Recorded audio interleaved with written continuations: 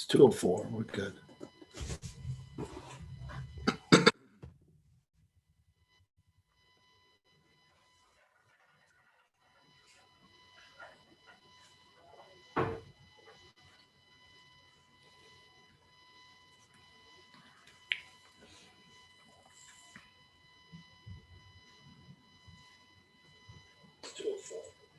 Okay, I think we are live.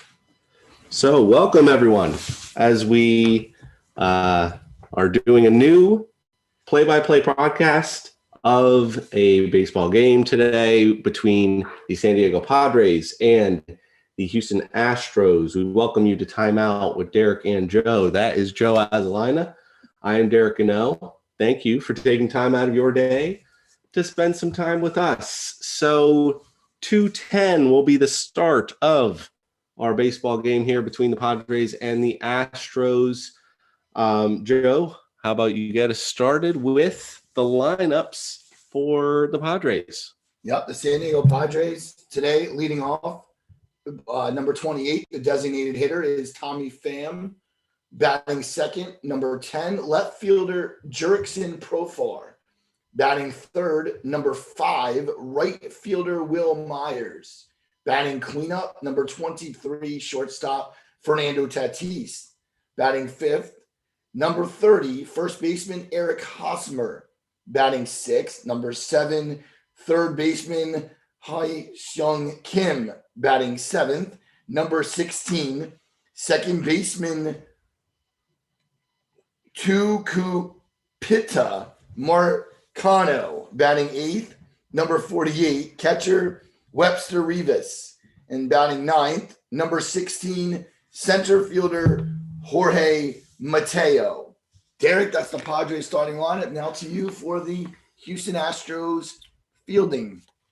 So we have at left field we didn't really luck out. We said to Joe, we have a lot of missing players, starting players from their starting lineups, but we're going to start off in left field with Chas McCormick, and then in center field will be Miles Straw, right field Kyle Tucker, third base Alex Bregman, shortstop Carlos Correa, second base Jose Altuve, first base will be Aledmus Diaz, catching will be Martin Maldonado, and on the mound will be Zach Greinke, who is 4-2 with a 3.97 ERA so far this season.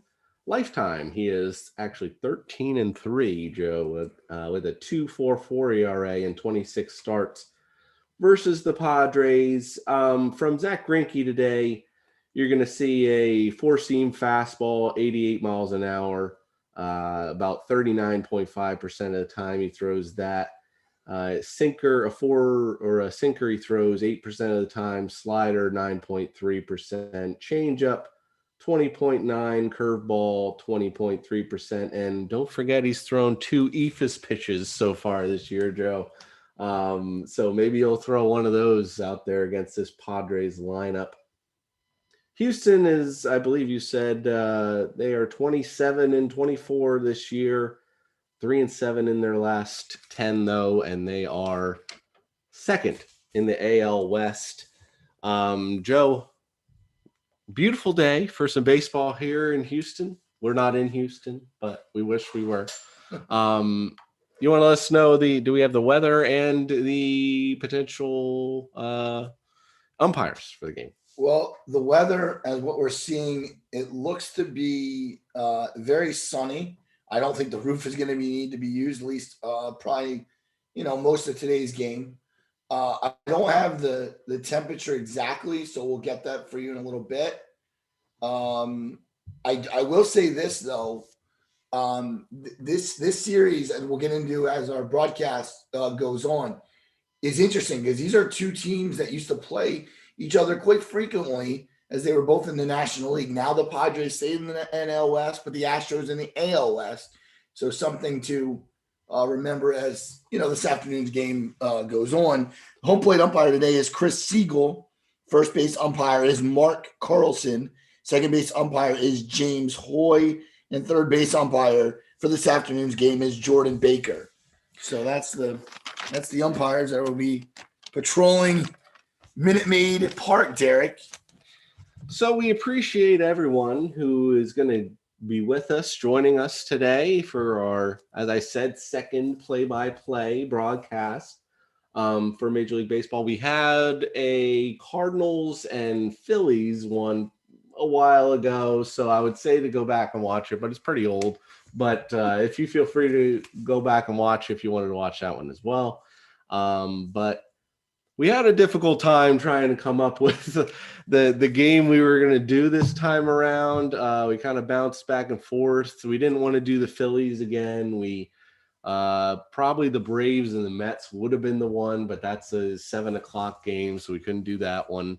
We were really limited to the 1 and 2 o'clock games, and we were actually thinking, Joe, of the Brandon Woodruff and Max Scherzer matchup between the Nationals and the Brewers. That started at 1. Weren't sure if for those that are not in the Northeast, it has been raining a lot recently in the past few days. So we were worried it might get rained out, but instead we went with which is a very good matchup between the San Diego Padres and the Houston Astros. And Joe, Zach Greinke is on the mound, and we are ready to go. We appreciate everyone on YouTube watching through Facebook.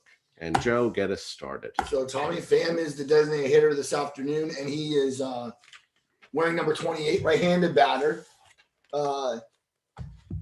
Pham's a little smaller of a guy, kind of crouches a little bit at the plate. That ball is a little bit outside, so it's 1 ball and 1 strike now. And Derek Greinke's thrown for a lot of teams. We're going to get into it a little bit later, but it's amazing how many organizations he's been in. Yeah. 1-1 delivery to Pham is swung on and missed. Looked like it could have been a slider there at 86. 1 ball and 2 strikes now to the Padres leadoff man.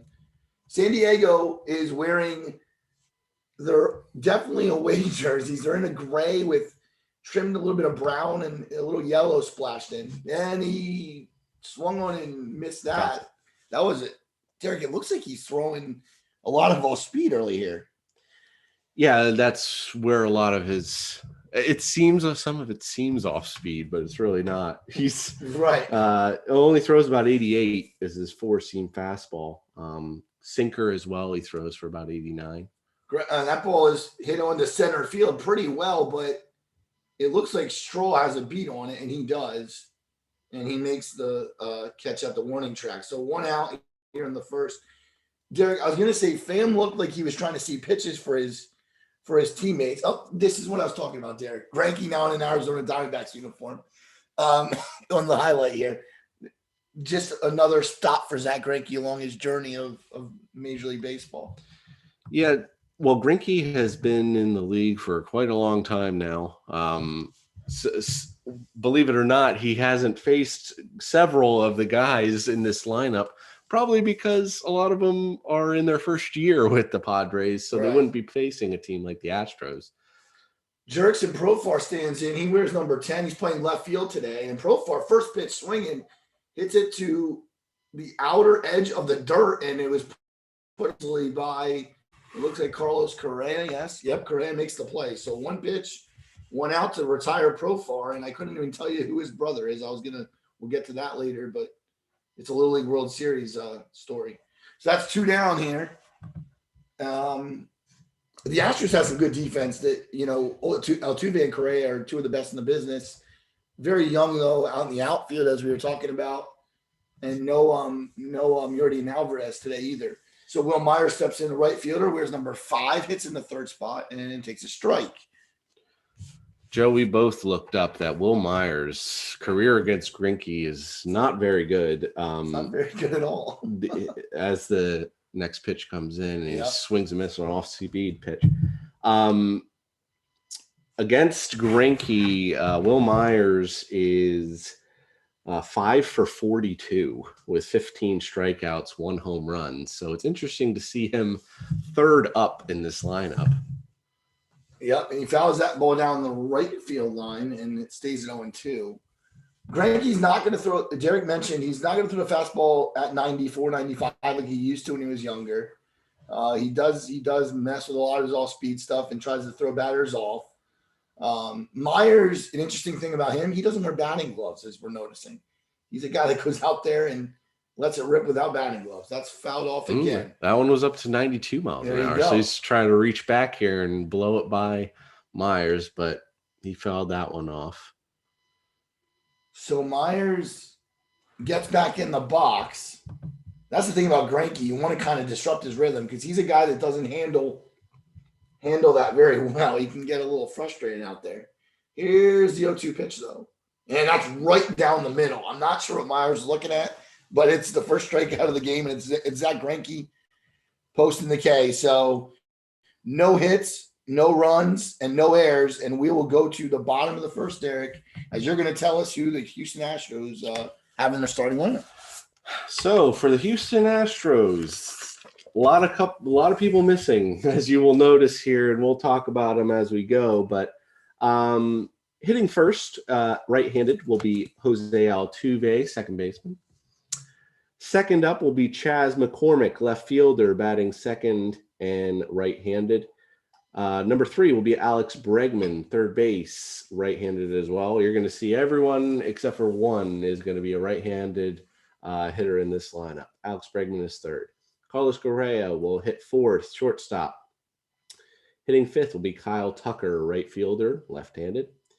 Second base, or hitting sixth at first base will be Aledmus Diaz. Hitting seventh will be the designated hitter, Taylor Jones. Hitting eighth will be Miles Straw, center fielder. And hitting ninth will be the catcher, Martin Maldonado. And on the mound for the Astros, of course, is Zach Greinke. Joe, if we want to go around the outfield and infield for the San Diego Padres. Yes, we will. The first baseman is Eric Hosmer, the veteran. The second baseman is Tuku Pitta. He's at second. The shortstop is Fernando Tatis. The third baseman is Hai-Seong Kim. In left is Jurickson Profar. In center field is Jorge Mateo. And in right is Will Myers. Behind the plate is Webster Rivas. And on the mound, the lefty, former Ray, now Padre, Blake Snell. So that's how the Padres line up out in the field. And there's Snell. He wears number 4. And currently with a 4.50 ERA. Very low whip, though, Derek, at 1.52. And I'm not, we have been saying that they're kind of a younger team in Houston. They are missing Alvarez definitely in the middle of the order. It is a Sunday, so, guys tend to get days off. And they're also not – actually, Maldonado is catching. I'm sorry about that. I was going to say. But anyway, Snell is on the mound. It looks like he's ready.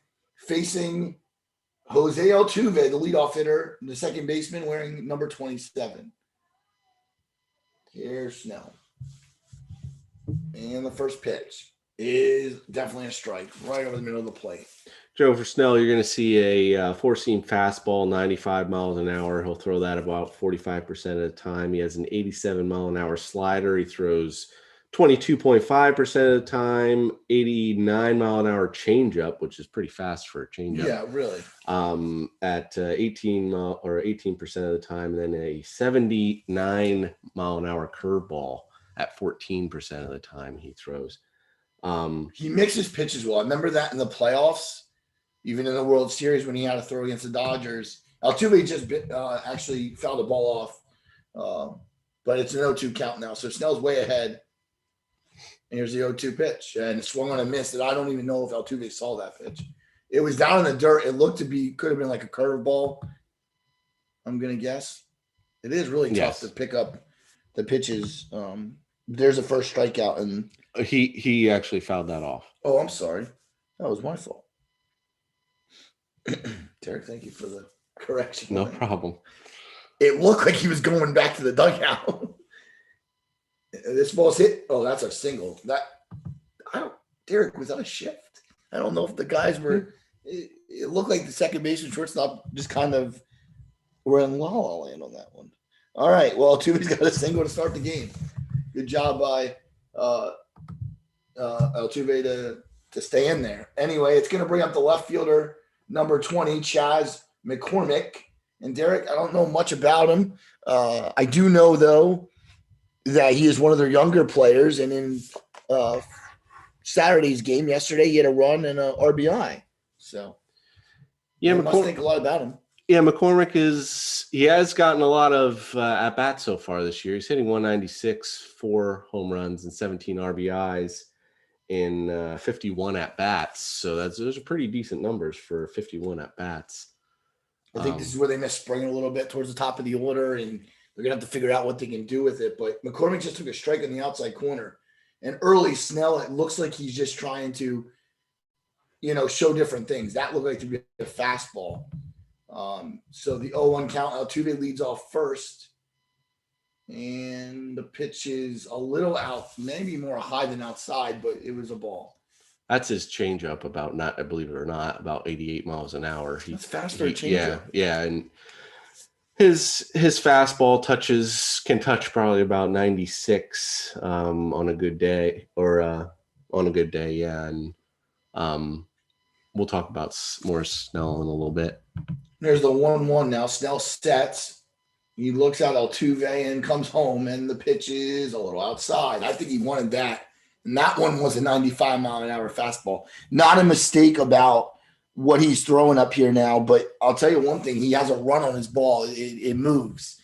He's not a guy that's going to throw straight. So we'll keep an eye on that. 2-1 now as he's – great shot of the ball in his hand. You could just tell he was trying to get it to where he needs to be. And here's his 2-1 pitch, the lefty. Snell's a lefty, if we didn't say that. And he goes a very slow throw to first base to Eric Hosmer, who's Derek is matching today, wearing a yellow sleeve with yellow shoes. McCormick adjusts himself a little bit. That's what I love to watch in the game of baseball. I love to watch the guys as their mannerisms as up at the plate and in the field. And here's Snell, though. He's ready to fire. 2-1 pitches and throwing over to first again. So Snell is, since his 21-5, 1.89 ERA season in 2018 when he won the Cy Young, he hasn't exactly dominated. He has a 4.29 ERA in 2019, 3.24 last year, and so far a 4.50 this year. Swung on and hits a right field, and that's going to be definitely down for a single. Altuve chucking a 30. He's going to be there easily. And a nice hit by McCormick, as that's a single right to the right field of the diamond there. So, well, Derek, we said they don't have a lot of guys playing, but one guy they do have playing is their third baseman, and that's number 2, Alex Bregman. Yeah, Bregman is 5 for 13 in his career against Blake Snell. A home run, 4 RBIs, and 4 walks. So definitely, it looks like he seems to know what's coming when he goes up against Snell. So look to see if he can knock in the first couple runs here for the Houston Astros to put him up in the first inning. That's right. And now Snell, I don't think McCormick should go anywhere. There's nobody out, but this to me would be like the coach is telling Bregman, who's got 26 RBIs on the year, maybe just lift the ball, get the ball to the outfield. A sac fly scores Altuve very easily. Yeah, let's not get a double play. That's the one thing you don't want. Here's a picture of Snell, and it is a strike right on the outside corner. Blake Snell's mechanics, Derek, are pretty perfect. He's very easily to repeat his mechanics because he kind of does. It's not like a real it's a simple delivery, I should say. He comes off to his side and basically fires home. He doesn't do anything over his head or anything like that. 0-1 pitch from Snell is way outside for a ball. Really trying to establish a fastball here. Once again, we appreciate anyone who's watching us on YouTube, watching us on we did put up the link on Facebook and Twitter. So we hope you're joining us here for our live play-by-play of the Padres and Astros. Bregman 1-1 in the count. Snell looks in, and he's firing, and he got it, but he swung on and fouled it back. 1 ball and 2 strikes to the Astros third baseman. So remember, at third base is Altuve, and then getting him there was a single by McCormick. Bregman with runners in third and less than 2 outs. Well, he's 6 of 10, so a pretty good ratio there, and he's looking to do some damage here with Correa waiting on deck. Here's the 1-2 now from Snell as he sets. And the pitch. And it's bounced up, but a decent block, but the ball still got away. So good job by Snell coming in, and McCormick easily to second on that. So now we have a 2-2 count here. And there goes the double play chance, Joe. Yeah. So now that is a pretty big, I guess you would call that a wild pitch probably. It almost hit Bregman. It was close to hitting him in the foot. And so that moves McCormick over to second base, and there gets rid of the double play chance.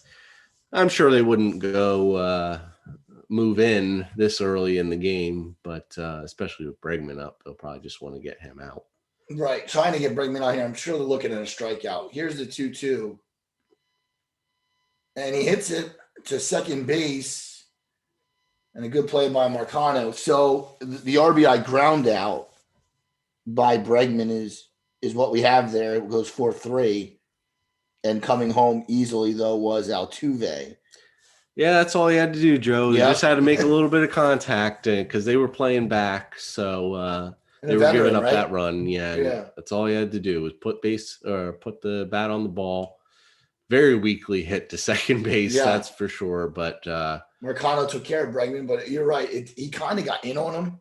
No, great jam with the curveball there. Definitely. But he got enough of it and got the first run home for the Astros. Here comes Correa, and the third Derek is McCormick. So now here comes Carlos Correa, the shortstop. Cleanup spot in the ball. That was definitely like a curve slider type of pitch there. Yeah, that's the other thing, Joe.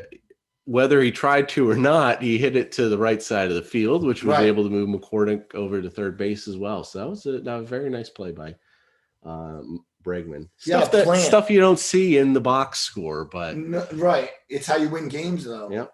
And the teams that are in last place, well, that's how you lose games. That's why they don't. Exactly. Yep. Gotta do that stuff. 1-0 to Correa, and Snell is being careful of McCormick. He's still out of the stretch. He sets, and the 1-0 pitch is swung on and fouled back. 1-1 strike. Derek, the first four batters, it seems like they know what they want to do, but Snell is doing a good job mixing up his breaking balls and his fastballs. Yeah, he really he likes to go to his four seam, and then actually his changeup is his second best pitch. That's what he goes to 20% of the time. But he likes to throw in that curveball, slider, sinker, or that's actually. There's another pitch in the dirt, though. Good block by Rivas, and that's 2-1 now to Correa. I was reading off of Zach Cranky, by the way. He does like to throw the changeup still, but he has a slider and a curveball that Snell throws in as well. But four seam, he throws 45% of the time. The biggest difference between Zach Greinke and Blake Snell is their fastball. Snell rushes it up at 95, and Greinke's not going to get it up at 95. Here's the 2-1 pitch now from the Padres left-hander. It is right there for a strike, and that was at 86. That might have been a fastball, but it looked like to be maybe like a 2-seam. No, that was probably a slider there. Slider. Derek, you are a lot better than me calling these pitches. Used to be a pitcher, I guess. Right? Yeah. I only pitched about 8th grade, and then I stopped. 2 balls, 2 strikes now. McCormick leads off third, and Correa steps out of the box, probably trying to just break up the rhythm of Snell. Derek, it's not a full house there, so full capacity not taking effect yet in Houston, Texas. Here's the 2-2 pitch. Snell's thrown 17 already. Looks to throw his 18th, and a little high. 97, Derek. He was going for the cheese there. Yeah, it looks like he was throwing a couple off-speed pitches to him, and now he tried to sneak in a blazing fastball outside corner there, but he just missed. See, maybe he'll go back to an off-speed here where he was getting those strikes. Try to bounce one maybe, or do you think it has to be a little better of a pitch?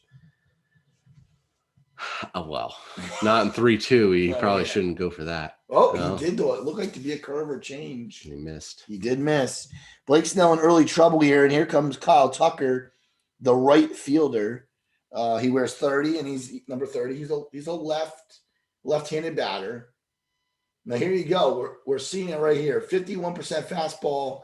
Guys are hitting 111 as left-handers. As left-handers. Yeah. Left-handers do not hit Blake Snell. Yeah. Hence why you only see one in the lineup. It's amazing. You see 2 or 3 usually, right? That being Kyle Tucker. And Kyle Tucker's actually never hit against Snell before, so this will be his first time. Well, Derek, if you're San Diego and Blake Snell, you're really hoping to get a ground ball here. You know, I don't think Tucker runs extremely well, but he stands in left side, kind of a straight up stance. He's a little off the plate too. We'll see if Snell takes advantage of that. And the pitch is down. Ball 1. So 1-0 to Kyle Tucker. Very quick top of the first, Derek, and now we're in a lengthy bottom of the first. Yep. Tucker hitting 230, 10 home runs this year. He's a guy that a lot of rumors were they were trying to trade him a couple years ago as a top prospect. And never. Well, there wasn't a lot of room for him, Joe, because with Springer being there and they had Brantley there. My boy. 1-0 pitch from Snell is swung on and fouled down the left field line. 1-1. Derek, Snell just did something very interesting, and I know this is not something you'd catch all the time, but I just noticed it. He takes his glove and his hand and adjusts his hat. Usually the guy will take off his glove. He keeps his glove on with his hand and just does it with his hat. So I thought that was quite interesting. 1-1 now for Blake Snell here, battling against Kyle Tucker. Bottom of the first, 1-0 Houston. Snell's 1-1 delivery is swung on down the left field line. Derek, it is gone. 3-run home run. I wanted to wait, and I did. And Blake Snell can he just mouthed something to Webster Rivas. I'm sorry. Tucker just got a lot of that. He really did. He put a charge into that one. So much for those stats against left-handers, because there goes that. That was a 3-run homer that just got over the left field fence by Kyle Tucker. Now, Joe, let's not, look away from the fact that I think this is probably, looking at the stats, Webster Rivas is over 3 in his career. So I feel like he doesn't have that many starts. Right. Maybe him and Rivas are kind of on not a very good page right now. Well, he threw to Zunino in Tampa last year, who's a really good catcher. And then he probably threw to Carantini, right? For the most part, yeah. Between him and Austin Nola, who we'll probably talk about in a bit, one of the many guys who were injured for the Padres. This pitching coach, Larry Rothschild, did come out. That is only the second extra base hit allowed by a left-handed batter this season. You got to see left-handers. I mean, I know people are going to always put him in the lineup, but that's a crazy stat. This is number 16, the first baseman hitting in the 6th spot, and it's Aladmis Diaz. I think I pronounced his first name wrong, but we'll go with it. Diaz. And he swung on and hit it to center field, and coming in very hard. Oh, great play by Tatis, Derek. We're going to talk about all afternoon. What a beautiful play by the young superstar, I'm going to call him.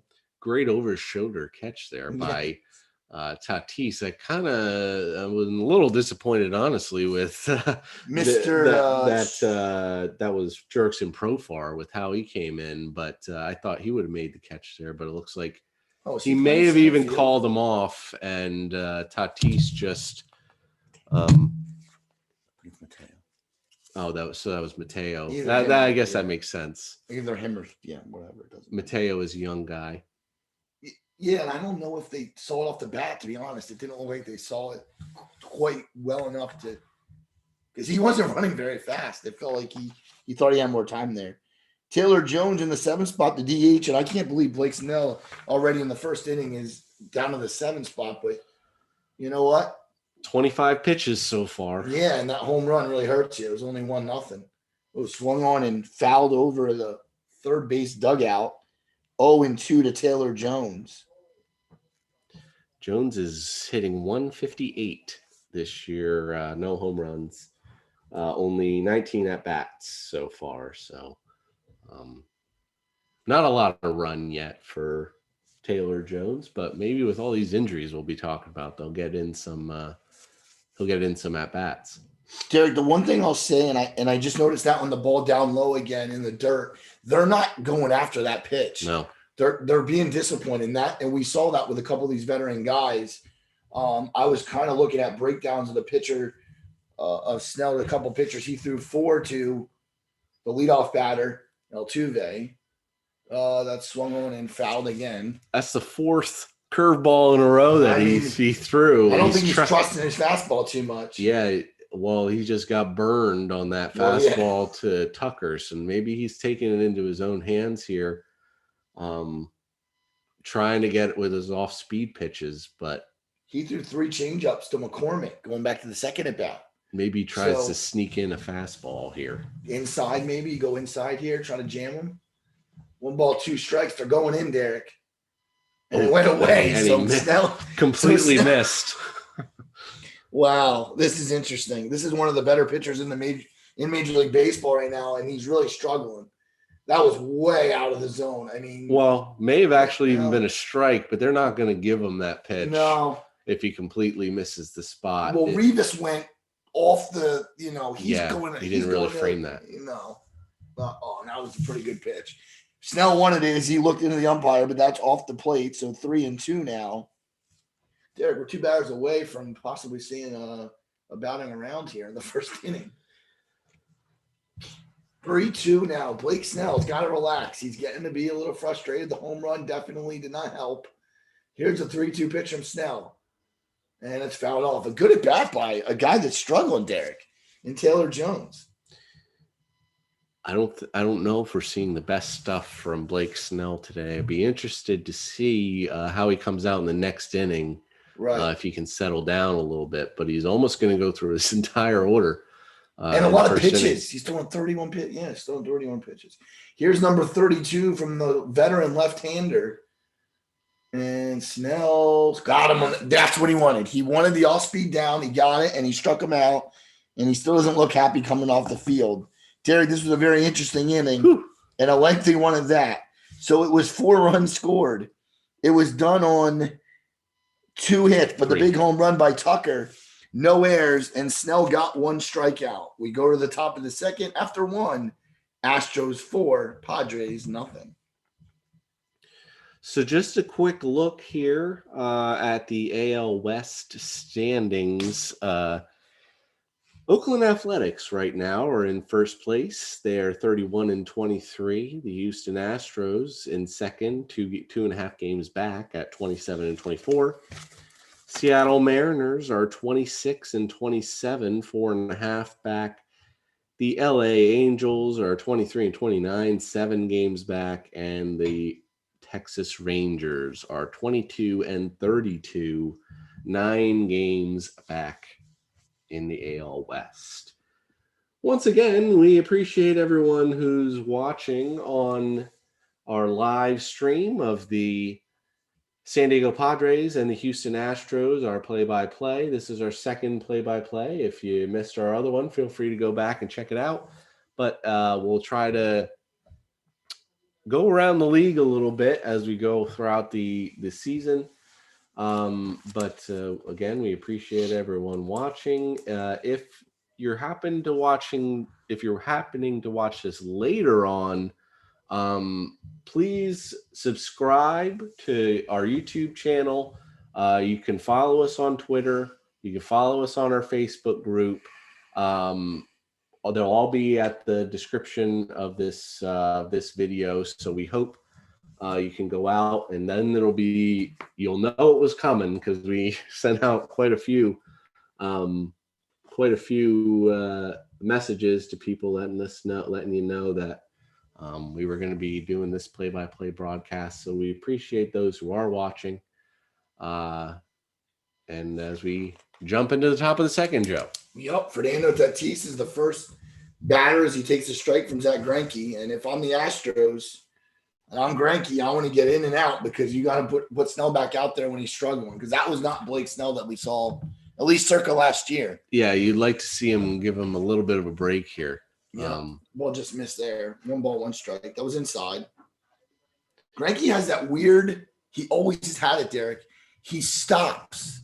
He like when he comes off from his is from the break. He just stops. Like he literally right there. And that's got to be a little annoying for a batter because you just kind of want him to come to the plate, but he gives you that like stoppage. Severe slowdown. Yes. You can't stop. That's not allowed. That's a balk. That's true. Severe slowdown. I like that. Yes. I like that. Here's it. Oh, nice shot. Oh, Bregman with a beautiful play at third base. And Tatis retired. Good hit. Very good hit, though. It was hard hit. And that's 5-3 in the put out and 1 down to start the top of the second. Derek is going to bring up the 5-hitter and a guy that's won a World Series and had a great career in Kansas City is Eric Hosmer, the first baseman, wearing number 30. Hosmer hitting 288, 5 home runs, 30 RBIs this season. He does have a career 7 for 29 against Zach Greinke, 2 doubles, a home run, 8 strikeouts. Ball missed outside. Hosmer's a patient hitter too. He's not somebody that's going to go up there just hacking, especially down. You're down 4-0 right now. Good veteran. Cranky now, and the pitch, the 1-0 delivery is right on the outside corner, and Hosmer kind of didn't like that call. You could just tell his body language there. He was not happy. 1 ball, 1 strike now to the veteran first baseman. I've always liked Hosmer, Joe. Obviously, 4-time Gold Glover, but he gives you decent numbers as a first baseman. Maybe you would like a little more power, but he's average in RBIs or average season. You get about 20 homers, 90 RBIs from him, and as a great defensive player and a pretty good leader on, like you said, a championship Royals team. Definitely. He was good piece to have, and a good piece for these young Padres. That ball is top to second. Altuve comes in, charges, and is going to throw him out. So 4-3 on the put out for the second out of the inning. Hosmer doesn't run very well. That's the only other thing about him that isn't great. Greinke's throwing changeup, curve, and a 4-seam fastball is what it seems early here. And he did the same thing to Hosmer. So he's going with the same pitches, just kind of locating them differently. Hyun-Sung Kim is the third baseman today, number 7. And Derek, it's giving one of the best players in the National League, I'll say, and a polarizing figure, and Manny Machado off. And I was hoping to have him in the game today. That's a strike right over the middle of the plate. 0-1 to Kim. But I guess, again, a Sunday, we're going to see some guys evolve. Kim's only hitting 194, Derek. Kim obviously coming over from Korea. This is his first year in Major League Baseball. Yeah, and that ball is swung on and missed. 0-2 to Kim. So Greinke's looking to go 1-2-3 here for the second inning in a row. And I'm telling you, Derek, he's probably not seeing a fastball right here. Pretty sure he's going all speed. I was wrong, Derek. Shows you how much I know. So Zach Greinke is one of those guys that he's like a strategist. He knows exactly what he wants to do with you. And that time he tried to go outside corner on Kim. 1 ball, 2 strikes. Right-hander fires, and that's swung on and missed. Tried to sneak another fastball by him outside corner. Fouled it back. Yep. Maybe look for him to go back to something off speed here. Or maybe bust them in. That 71 mile an hour curveball, maybe. And that's amazing that it gets up there that slow, but it's so hard to hit. 1-2 pitch now from Cranky. That's down low. Good job by Maldonado. And Derek, that's something, that was Garrett Cole's guy when he was in Houston a few years ago, Maldonado. He liked to throw to him. They have Castro, who I think's hurt. Yep. Right. Yeah. And that's a theme. That's a theme to Major League Baseball right now. Kim a good at bat, 2-2 pitch now coming, or actually in at 2-2.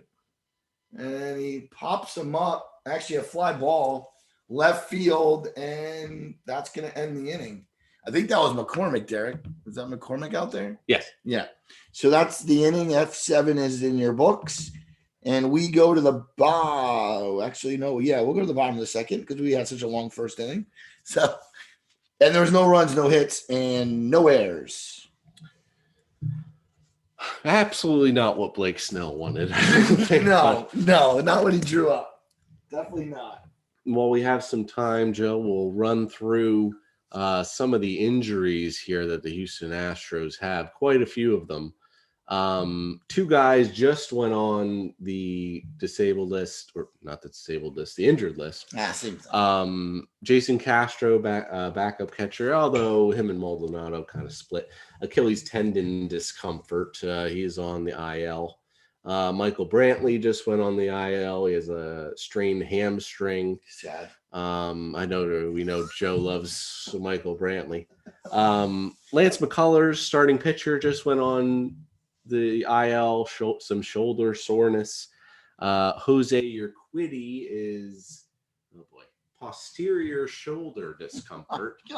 He is on the IL, although he is supposedly coming back to start tomorrow.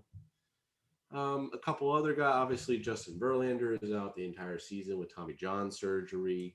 You see Josh James is out for hip surgery.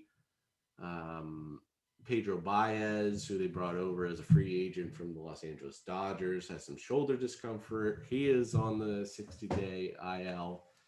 So quite a few members of the Astros on the IL, Joe. And, of course, we're missing Jordan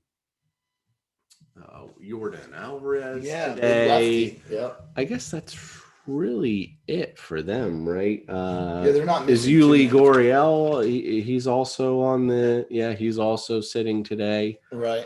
But and it's weird because a lot of teams were off Friday, but these guys played, Friday and Saturday. So you'd think we'd see a couple more guys in, but talking about that, and the Astros are back in the box. Miles Straw, the eighth hitter, the center fielder, wearing number 3, is waiting for Blake Snell. And if I'm Miles Straw, I'm probably looking at the first pitch because Blake Snell's been about everywhere right in this game. And that is a strike on the outside corner. Miles Straw hitting .241, no home runs, 16 RBIs, although he's hitting .343 over the last 9 games. Miles Straw is very fast, Joe. I almost wonder if he's going to do a little try for a bunt single here, maybe. Yeah, that would work. I mean, you got to just to really get under the skin of Blake Snell. You give the home run, he had a couple singles in the first, and Tucker makes him pay. Here's the 1-1, and that's way low. So 2 balls and 1 strike. But again, Derek, they're not flinching for that ball that's so low that no, you're not even going to hit it. It's going to be a ball. San Diego comes into the game at 34-19. I think Derek did mention that. They are first in the NL West right now. It's amazing where the Dodgers are at. We'll get to them in a minute. Here's the pitch, and it's hit the short. Tatis with a nice play, and he did have to hurry. Straw was busting it down the line, and Tatis made a really nice play on that ball. He kind of went to his left, but he's like off balance when he threw it. He went to his right. I'm sorry. Well, no, he just kind of came in for it. But he threw off balance, and that made it really a nice play. So that's 1 down here in the bottom half of the second inning. Martin Maldonado, the batter, hitting in the 9th spot, and the catcher, big guy, wearing number 15. Maldonado is hitting .163 with 3 home runs this season.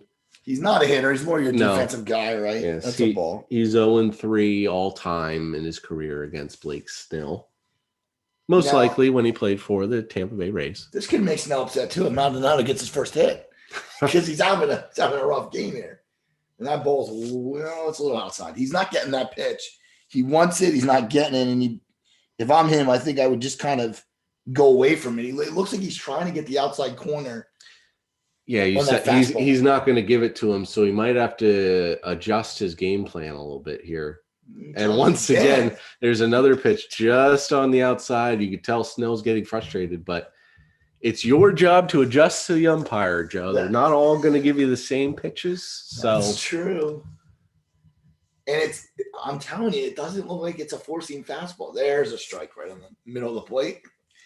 3 balls and 1 strike. And Derek, he needs to get Maldonado because it starts up again with Altuve already. Here in the home second. Snell takes some deep breaths there. We're at 40 pitches for Blake Snell. 3-1 pitch. Derek, that's a strike. He had some comments last year about the shortened season. He was talking about how he thought that if he pitched during the COVID pandemic, that he should have had more money. And I said, well, beggars can't be choosers in this situation. That's a strike in the inside corner. Maldonado didn't like it. As he said something to the home plate umpire, Chris Siegel. So he's not making friends back there, Derek, with both teams. That almost looked like what it was a little bit inside, but it might have crossed the plate over the strike zone. So I like that call there. They're showing the 3D. It might have been a little inside. And he's not getting the outside. I think that's too close to let sit there, Joe. So Maldonado was looking to take a walk there. He looked to drop the bat. Not, if you strike out, you're carrying the bat. He looked to drop the bat. Here comes Altuve, the leadoff hitter, and this is outside for a ball. Joe, not someone who Blake Snell wants to see. Is 413, 3 home runs for Jose Altuve against Blake Snell in his career. Probably more when they use the Rays and Altuve still at the Astros. Yeah. Here's the 1-0 from Snell. He's in the windup. 1-0 pitch. And Derek, that's the first pitch he bounced up there that they swung at. So finally, he's got to feel good about that as his all-speed pitch in the dirt. 1-1.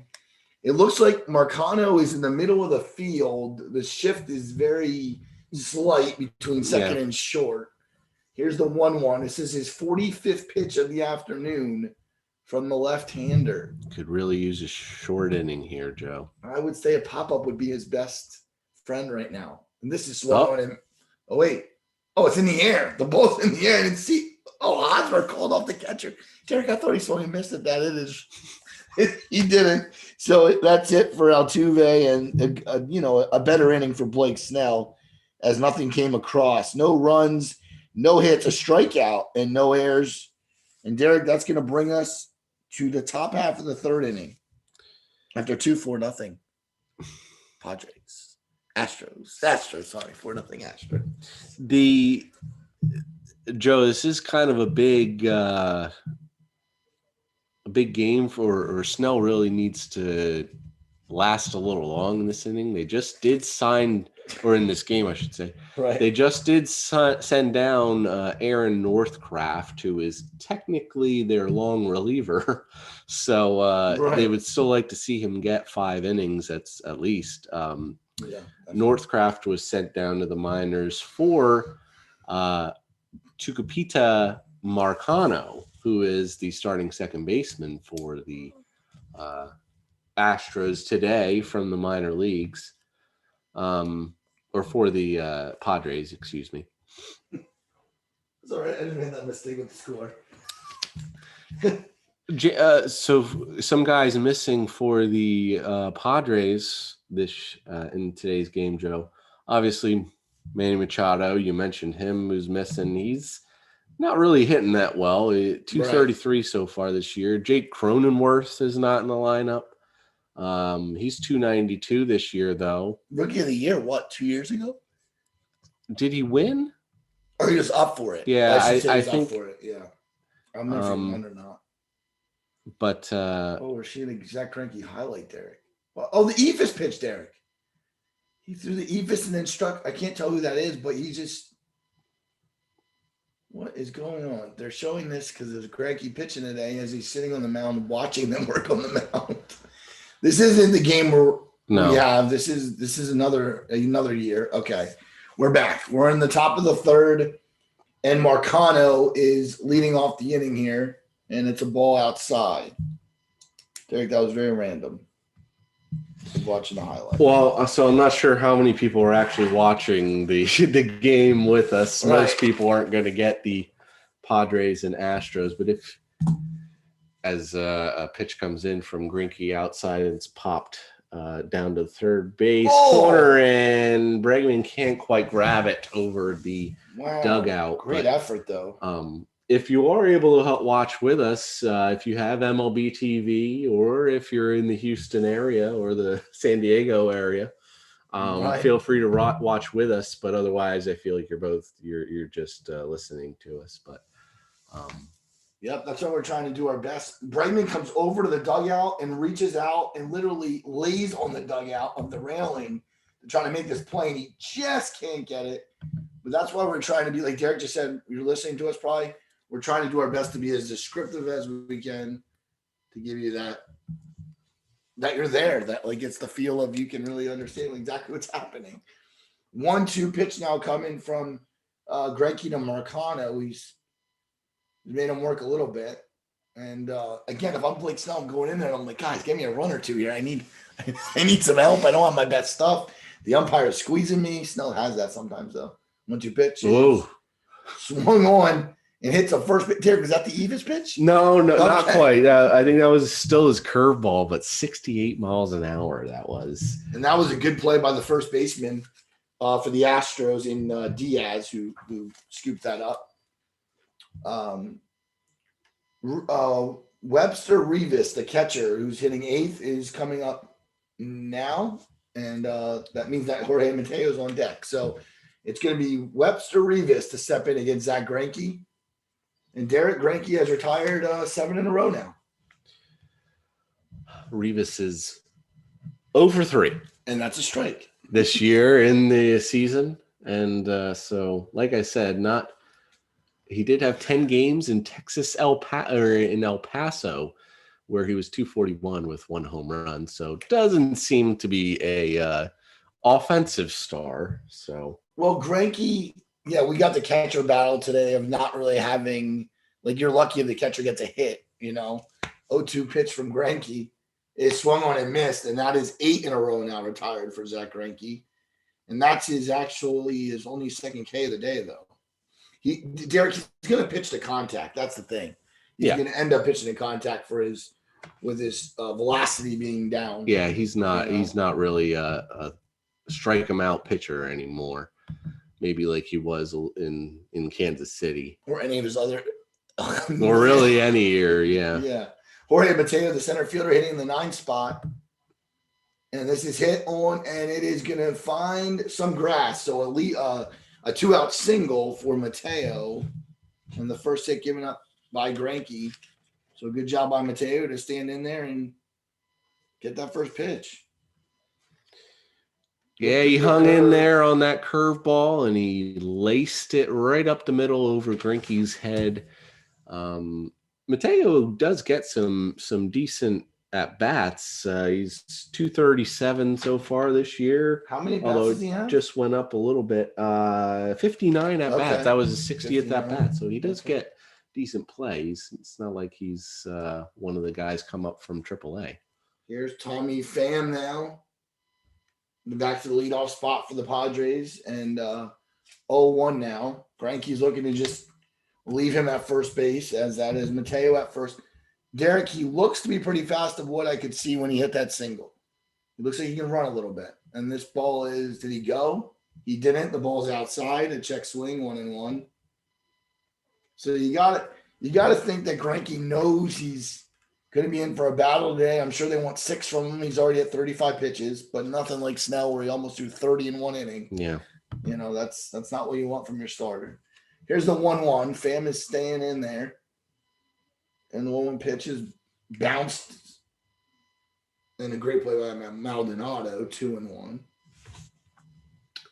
We appreciate all those people watching us on our YouTube channel.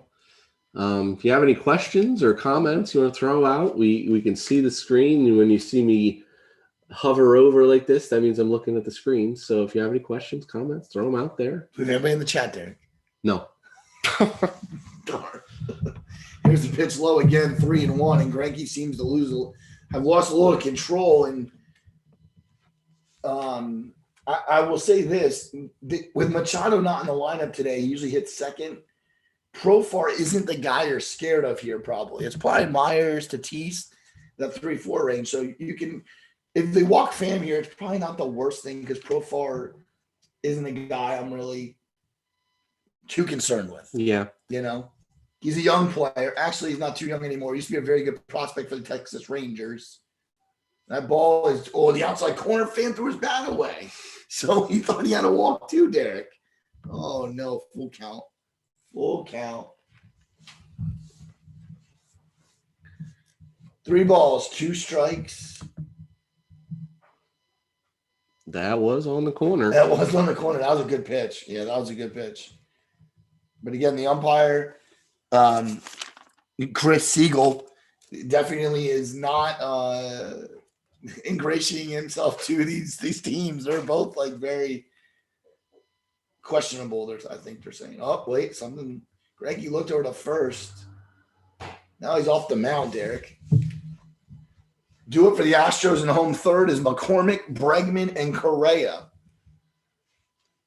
And after that, I think Derek might be taking some play-by-play for the fourth inning. And we'll go from there. 3-2 from Cranky. Oh, swung one and missed and what a pitch. Pham didn't have any chance. That ball was going way away. Another strikeout, and that would be his third of the game. And Derek, that's it for the top half of the third inning. Joe, they said that they did have up on the screen there how they need Cranky to go deep in this game because a lot of their pitchers and Joe, if you want to let us know what's been going on in the past two games. Sure. A lot of pitchers pitched in last night when I believe was a extra inning game. Presley Stanek, Presley actually threw 38 pitches, so he's probably not available. He's not pitching. But do you want to let us know what happened in the first two games of this series? Yeah, so Friday night, the Padres scored 10 runs. The Astros only scored 3. So Houston probably did use some of their bullpen, and it looked like Framber Valdez only went a couple innings that game. That first game back from injury. Oh, that's right. And he was hurt. Valdez. So one, join the list. McCullers is hurt now. Saturday, Saturday night, it was 11-8 San Diego. So Houston needs to salvage the game here in the series. But again, Derek, that's a lot of runs scored. And for that, you're going to use your bullpen. So you're right. Cranky needs to go deep. And you know what? I said 6. Maybe it's got to be 7 today. Yeah, and he usually will go deep into games. I saw the stat, though, Joe, for Blake Snell. He has never had a complete game in his 6-year career now. So interesting. Yeah, and I believe he's only ever went into the 8th inning once. So he will pretty much give you 5 to 6 innings every time. Somewhere in between there will Blake Snell, and they'll probably hope for a little more from him. But the same deal for the Padres, Melanson, Austin Adams, Craig Stammen, Pierce Johnson, and Miguel Diaz all pitched yesterday. So, and Stamen's an older guy. Like, doesn't mean like you have veterans in there that you don't want to throw their arms off. Yep. All right. Well, here's Snell, and stepping in is McCormick, who has a single, Derek, and a run scored. So we'll see what Snell does here. He needs to have a better inning than the first, and this is a ball high, and that was at 95. So high fastball that McCormick just said, not going to swing. Chas McCormick hasn't had a lot of the bats this year. He's only hitting 212. But again, they need to find where they're going to go with this outfield when Springer left. Here's the 1-0 pitch, and it swung on and missed. And Derek, it looked like to be that like sweeping curveball again, like just going down and hoping they're going to swing at it, but hasn't put in the greatest spots either. Probably more of a slider. Swerve. The slurve. Yeah. 1-1 now. McCormick back in the box. Snell's pitch is way out. Oops. So that wasn't even – and that's – I mean, he's not even throwing pitches that are – like that pitch is just easy to take, right? I mean, you're not trying to hit that, so. Yeah, that was his changeup that seems to be curving the opposite direction of the batter there. He probably pretty easily went away from that one. 2-1 pitch, and that's right there for a strike. 2 balls and 2 strikes now.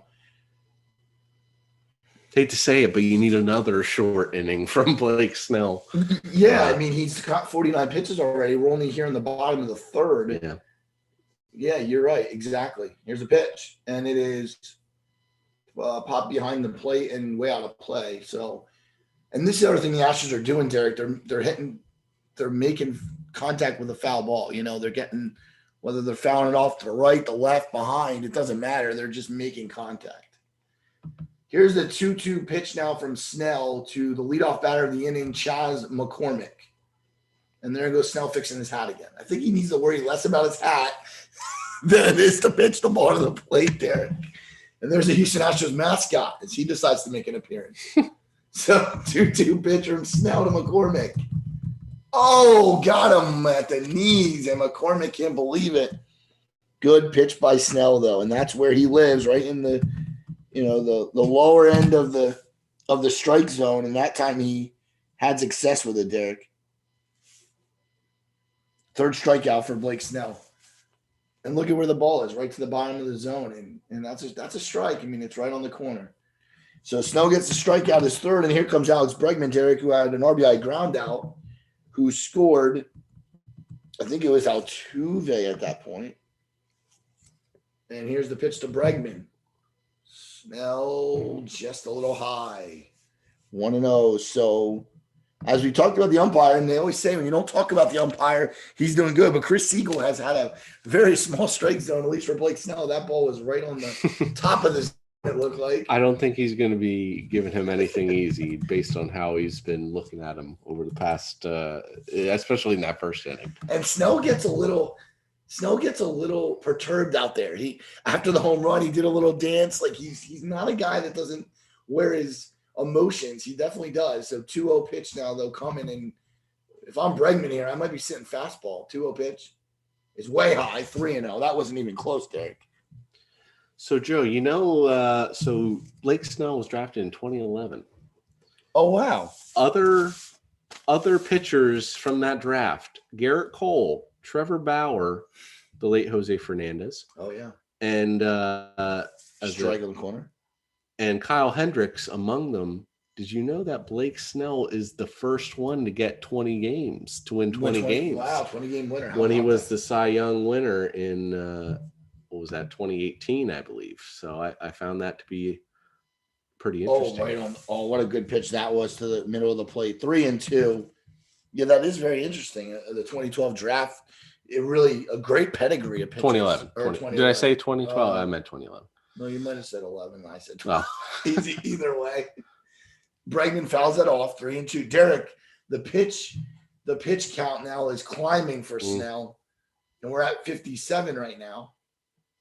Derek, I watched our timeout, the Derek and Joe show of the Cardinals-Phillies broadcast last night, just to reminisce and to think about today. And I have to say that for our first one, I thought it went well, and enjoying the second one now.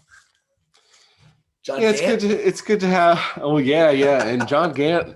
For those that don't know, is Aaron Nola, right? And John Gant matchup, and John Gant is actually pitching very well for the Cardinals. Aaron Nola, not so much. Well, that's high. So a walk for Bregman to get it back. No, Aaron Nola's done okay. He's not been himself. Zach Wheeler has been the ace. And Derek, we have to get some scores. There's some interesting scores on the board as I've just checked it out. We'll do that in a little bit. Correa, oh boy. Carlos Correa is on fire. 6 for 13 with 2 homers and 6 walks. And he's a free agent, Derek, at the end of the year. Kind of hope he stays in the American League, Derek. I don't really want to see him in the National League. Well, and we've talked about this several times. We saw Springer obviously leave, but then Brantley stayed, and right. So we wonder ball's low. Yeah. We wonder, especially if Correa leaves, who was really, when Correa came up, was really when they started their charge. Yeah, you're right. To be the team in the West. So if he leaves, that would be very interesting. Do other people follow? Right. What will they have? Or do they sign another shortstop on that market? Because there's a bunch of them out there. Yeah, obviously Bregman would still be there, but of course Seager. Yeah, Yordan Alvarez is there, but be interested to see if they're able to bring him back in any sort of capacity. I'm pretty sure Snell didn't want to fall behind him 2-0, though. I'm pretty sure that wasn't his plan here. Well, you mentioned those numbers. He's pretty hot. You might not want to pitch to him. Oh, my God. 3-0. 3-0 to Correa with Kyle Tucker, who, Derek, just the first inning, he hit the 3-run home run. So, I don't know. I'll tell you, Snell I don't feel like he has it today. And now he's talking to the umpire again. So, a lot of deep breaths for Blake Snell, and I'm sure he'll be happy to get out of Houston. Really struggling this afternoon. Correa stands in. He's a 3-0 count, and if I'm him right now, I don't think I have a green light, and he does not anyway because it's way outside, ball 4. and that's going to move Bregman to second, and Kyle Tucker comes up in another big spot here.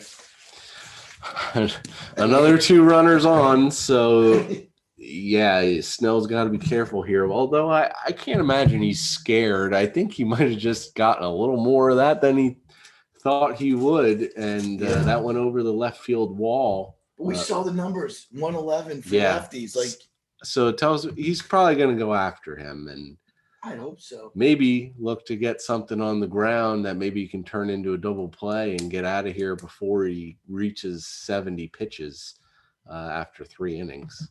Maybe he needs to take a page out of Zach Greinke's book and not try to strike him out. I think he's going for some strikeouts, and maybe just get him to, like you said, get a ground ball, get a pop-up.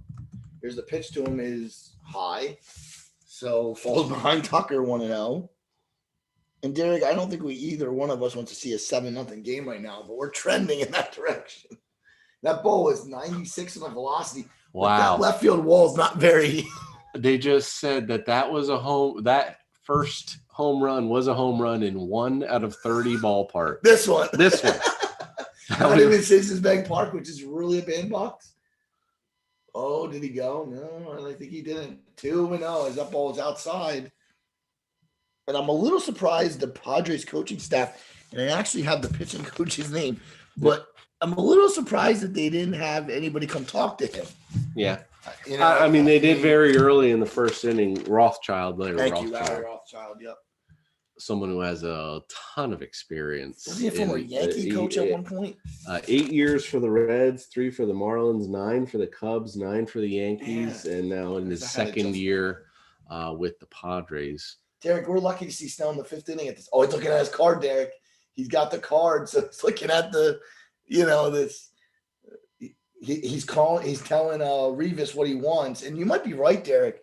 Maybe not having Caratini. I'm not trying to make excuses for him, but the Astros can hit. But I'm sure it's difficult the first time that you're with a catcher, especially this guy might not have. He may not have even had spring training time with him. So right, they might not know each other at all. Just getting thrown out there with this catcher, you might not be on the same page. That's true. Oh boy, another ball, 3 balls, and Derek, I'm telling you, I think you just need to walk in here and go get Diaz.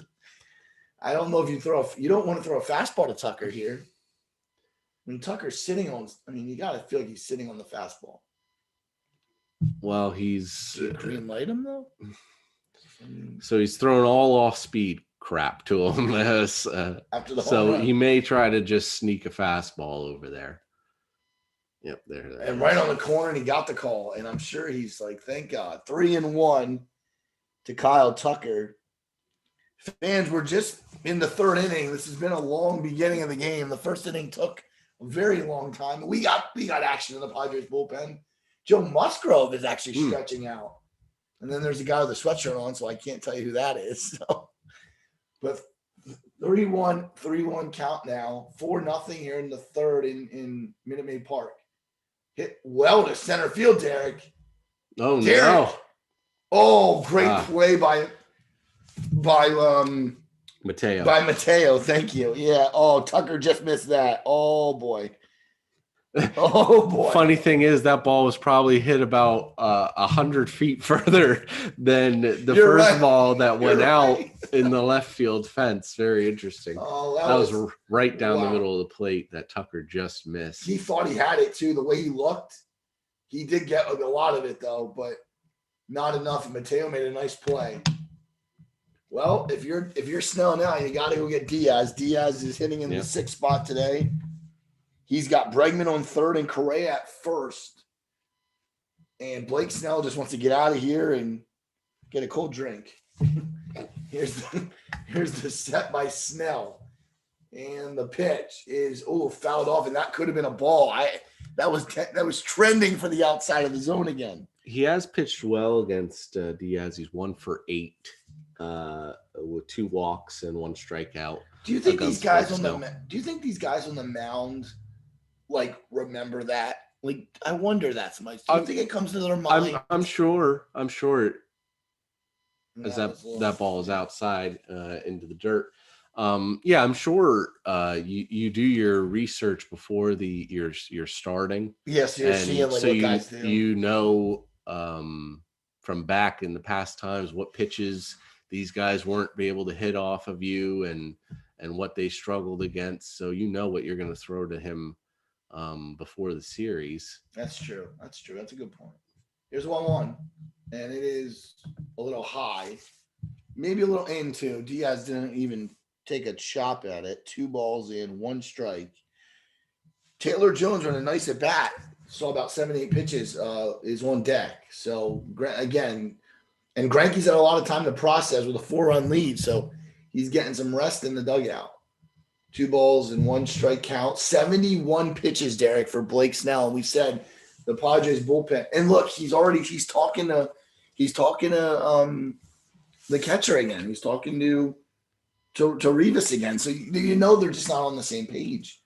2 balls, 1 strike now from Blake Snell, and that is way low. So 3-1, and we're starting to trend to a dark place for the Padres if the bases are loaded. Joe, you mentioned Joe Musgrove. Now, Yeah. I don't 100% know. He is the projected starter for tomorrow. So are they moving him up, or is he just kind of throwing some tosses in the bullpen to get ready for tomorrow? I'm not sure. 3-1 pitch.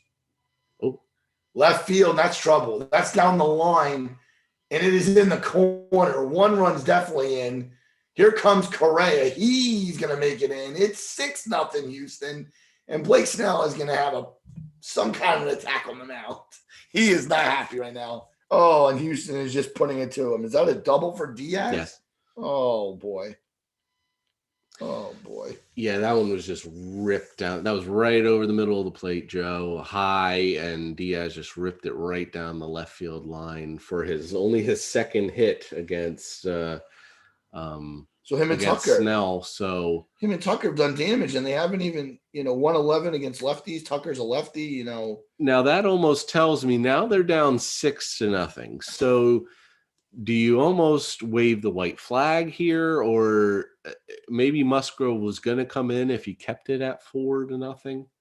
There's a strike in the outside corner to Jones. Derek, I'm out. But now, do you even bother bringing in Musgrove if you're down 6-0? I mean, if he's the starter tomorrow, unless they have somebody else that can go tomorrow, it's a good question. I mean, and I'm sure there's always guys you can bring up from AAA. But... Right.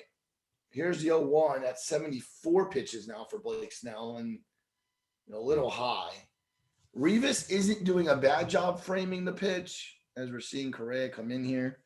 But those pitches that are higher, he's not. I don't know if he's bringing them down soon enough. Maybe he's trying to get that strike at the top of the zone, and he's not getting it, Derek. 1-1 now, and like you said, he's not adjusting to Siegel behind the plate.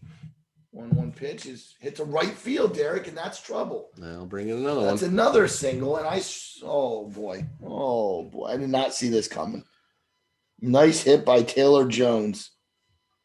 And I'm not even sure I knew who Taylor Jones was before we did this, Derek. Only the second RBI for Taylor Jones this year, and maybe in his career. I'm not 100% sure, but slapped that the other way nicely on the outside corner. Nice line drive, and that brought in the 7th run for the Houston Astros. 3rd in this inning, and I'm sure the bullpen is ringing, is moving. They aren't showing the bullpen, but I'm sure there's somebody going in out there. Miles Straw, the batter now, the center fielder, wearing number 3, and that's a strike on the looking to be the middle third of the plate there. 0-1. Unfortunately, as I mentioned, everyone in the bullpen has pitched within the last 2 days. That's a problem right now for San Diego. So that is not good. They definitely wanted some innings from Snell. That ball's way high, 1-1. And Derek, I was the one that commented early on in one of our shows that this move to get him was going to be huge. And I mean, it's one game, but Derek, this is amazing. He just tied his career high with 7 earned runs. Wow. Yeah, his ERA is now up to a 5.59 this season. Yeah, we definitely mentioned we loved this rotation with Musgrove then. And I mean, this isn't any, just a bad game, but he is at a 5.05 ERA. They still have Darvish, still have Musgrove. Dilson Lamet is still building up a little bit, but a very good pitcher. Yeah. That's a strike right there on the inside corner. 1 ball, 2 strikes. Derek, I think the 2 things we have to remember, and I just saw this stat, those 6 for 44 coming into the homestand. The Astros there's still nobody throwing, Derek, in the bullpen. Oh, wait, that's not right. There's somebody throwing right there. Looks like Musgrove is throwing. So whether he's 4 guys are stretching, though. So it's a hodgepodge out in the Padres bullpen. That ball is in the dirt, and Rivas can't get to it as it goes down the third base line, and a stolen base for Taylor Jones. Derek, I want to say that not just the Astros breaking out here with runners in scoring position. How about the fact that the Rivas and Snell can't get on the same page with that high strike, whether he's not framing it quick, and then the low strike they're not swinging at, and now you got Jace Tingler, the manager, really getting fired up in the dugout. So, man, San Diego can't do this with the Dodgers and Giants in their division, and it's playing really well. And we know, Derek, yes, I don't like the Giants, but they're still playing well, so we'll give them credit where credit's due. 2-2 pitch from Snell. Hit on the center field. And I think this is the inning, Derek. And a long inning at that. So, well, let me wrap it up. So we have 3 runs have scored. And it was 2 walks in the inning, 2 hits, no errors. We now have a 7-0 lead. And we will go to the top half of the 4th inning at Minute Maid Park in Houston. So, Joe, now this may change depending on if Joe Musgrove comes in, but we'll talk briefly about the San Diego Padres here. They are first place in the division. They are 34-19. The Giants are in second place in the NL West. They are 32-20, 1.5 games out. The LA Dodgers are 31-21, 2.5 games behind the Padres. The Rockies are 19-34. They are 15 games out. And then the Diamondbacks are 18-35, 16 games behind the Padres. Coming up for the San Diego Padres, they are off to Chicago, where they will be playing the Chicago Cubs. Look for Joe, unless he comes in now, but I very much doubt it. Joe Musgrove, Chris Paddock, and Ryan Weathers are lined up to start for the Padres against the Cubs. And then they'll be off to a 4-game series at home against the Mets, Thursday through Sunday. Dilson Lamet, Yu Darvish, Blake Snell, and Joe Musgrove are set up to pitch against the first place Mets. So that will leave us, Joe, lead us into the top of the 4th. I know you have an interesting tidbit about Zach Greinke. Why don't you throw that out for us while we're getting ready for the 4th inning? Well, Zach Cranky played high school baseball in Apopka, Florida, and my brother Mike, his baseball coach at Notre Dame High School in Green Pond in Easton, used to coach Zach Greinke in Apopka, Florida. And I just thought that was really interesting. A very good local connection and a guy that's still pitching in the major leagues. And Coach Brown, I know, said to my brother that he was a heck of a pitcher when he was young. And he's still a heck of a pitcher now, Derek. Yes. So that'll start us off in the top of the 4th inning. Zach Greinke still in there. What was his 40th pitch? Jurickson Profar is in. He is 0 for 1. He popped out in the 1st inning. And the second pitch to Profar is just off the outside corner for a ball, 1-1. Yeah, Joe, that's very, very interesting. I said to you, I know there was a connection to what was both our high school, Notre Dame Green Pond in Bethlehem, Pennsylvania, with Zach Greinke. I wasn't positive what it was, but you reminded me what it was. That was fouled off by Profar down the right field line. 1-2, and Joe Musgrove is in the bullpen. The only one, too. Warming up. So that doesn't make much sense to me, Joe. I mean, they must have a plan for tomorrow. I assume it's just because they don't want to use the bullpen much anymore. The next pitch by Cranky is up the middle, and Altuve cuts it off and throws out Profar. They were playing him to the right there. For 1 out, Altuve gets the out. So that'll bring up Will Myers, who is hitting third for the San Diego Padres. He is 0 for 1 with a strikeout against Cranky so far. And as we said, major struggles against Zach Cranky in his career. Yeah, Will Myers he's a pretty good hitter, but he's kind of streaky. He's one of those guys that hasn't been able to find. First pitch is a curveball inside corner by Cranky for a strike. And I think San Diego, look at this, Altuve cut off Correa. They're doing the same thing, and Altuve cut off Correa. Myers is just the next pitch jammed him down to the third baseman, Bregman to first base. Gets him out. Easy play for Bregman. 2 outs, 2 very quick outs for the Houston Astros. And next up will be Fernando Tatis Jr., who's looking to get the Padres on the board here. Yeah, I'll talk about Myers next time. I couldn't get that in, but here comes Tatis. And if you're the superstar of this team, a home run doesn't get you 7 runs. So you gotta start with getting runners on base, right? So they're very similar styles there with Tatis and Correa. Pitch to Tatis, check swing, and just gets by the first baseman Diaz, and I'm sure Tatis isn't happy with with that swing, but hey, got him on base, and that is a single for Tatis.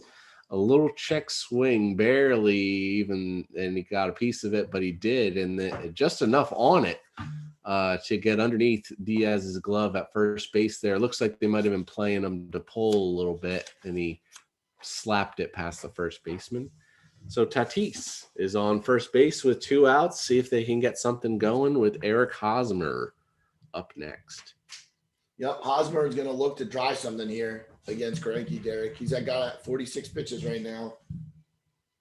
And Hosmer rips it down into right field. And can Tatis go first to third? There he goes. And the Padres have something brewing, Joe. First to third.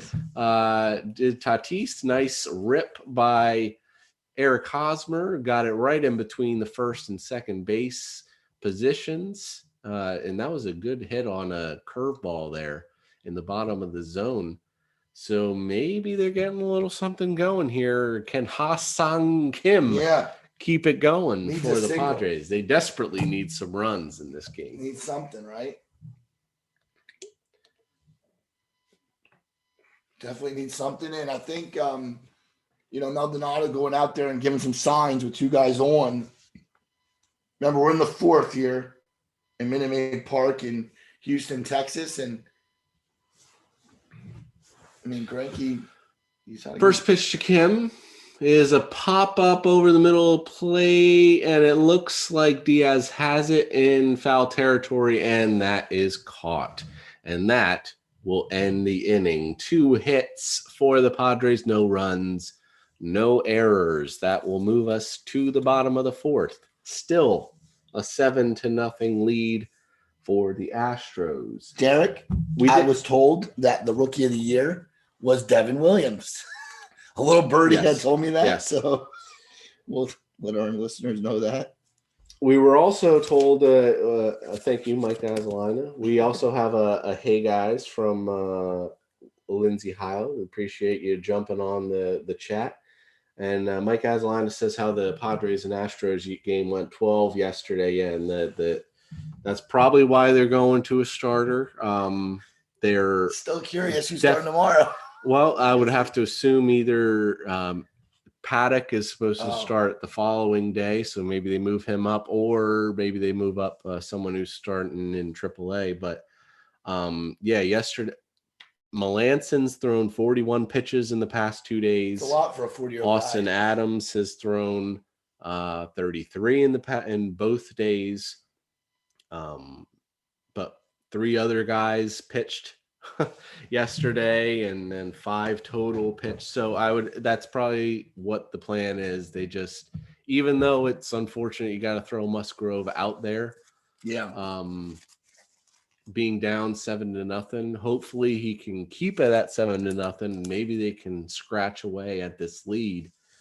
But especially with their bullpen just being decimated right now. Although I found it very interesting that although I don't know 100% sure if Aaron Northcraft was one of those guys who pitched yesterday. Maybe he was, and that's why he was sent down. Wasn't going to be used anyway. Right. So that'll bring us to the top of the fourth inning, we'll see bottom of the fourth inning. Excuse me. We'll see if they do bring out Joe Musgrove. Do they have to? I mean, I think Snell's done. I mean, yeah, he's upwards of about 80 pitches. I think he was. So I'd be kind of shocked if he comes back out. But Musgrove was the only one working. So 81 pitches Snell finished with. Derek, maybe after this half inning, I have about 6 scores up here I could share with people if you want me to. Then after this half inning, maybe. All right, here was the longest game. So Snell is out of the game. So he officially, his stat line was 3 innings pitched, 5 hits, 7 runs earned with 3 walks and 3 strikeouts, 81 pitches. That bumps his ERA up to a 5.55, and Joe Musgrove is out on the mound. He has a 2.26 ERA this year. He's pitching very well for San Diego, including a no-hitter very early in the year. Yes. He is 4-4 in 10 games, 55 innings pitched, and 76 strikeouts, a .83 whip. He is been a very solid pitcher for that. Very, very interesting. You think of Dilson Lamet and Yu Darvish and Blake Snell, but Joe Musgrove has been the best pitcher. He's an 0.83 whip. That's unbelievable. I mean, he was a big guy. Was he a trade, Derek, or is it a signing? Yeah, they said that he was sent to Pittsburgh in the Garrett Cole deal. That's a high fly ball caught by the outfielder Myers for the first pitch for Joe Musgrove. That was against Martin Maldonado, and they are now showing on the screen for those watching the first no-hitter in Padres history on April 9th. Only the ninth day of the season. Right. We have had a ton of no-hitters this season. It's been pretty intense. I believe it's 6.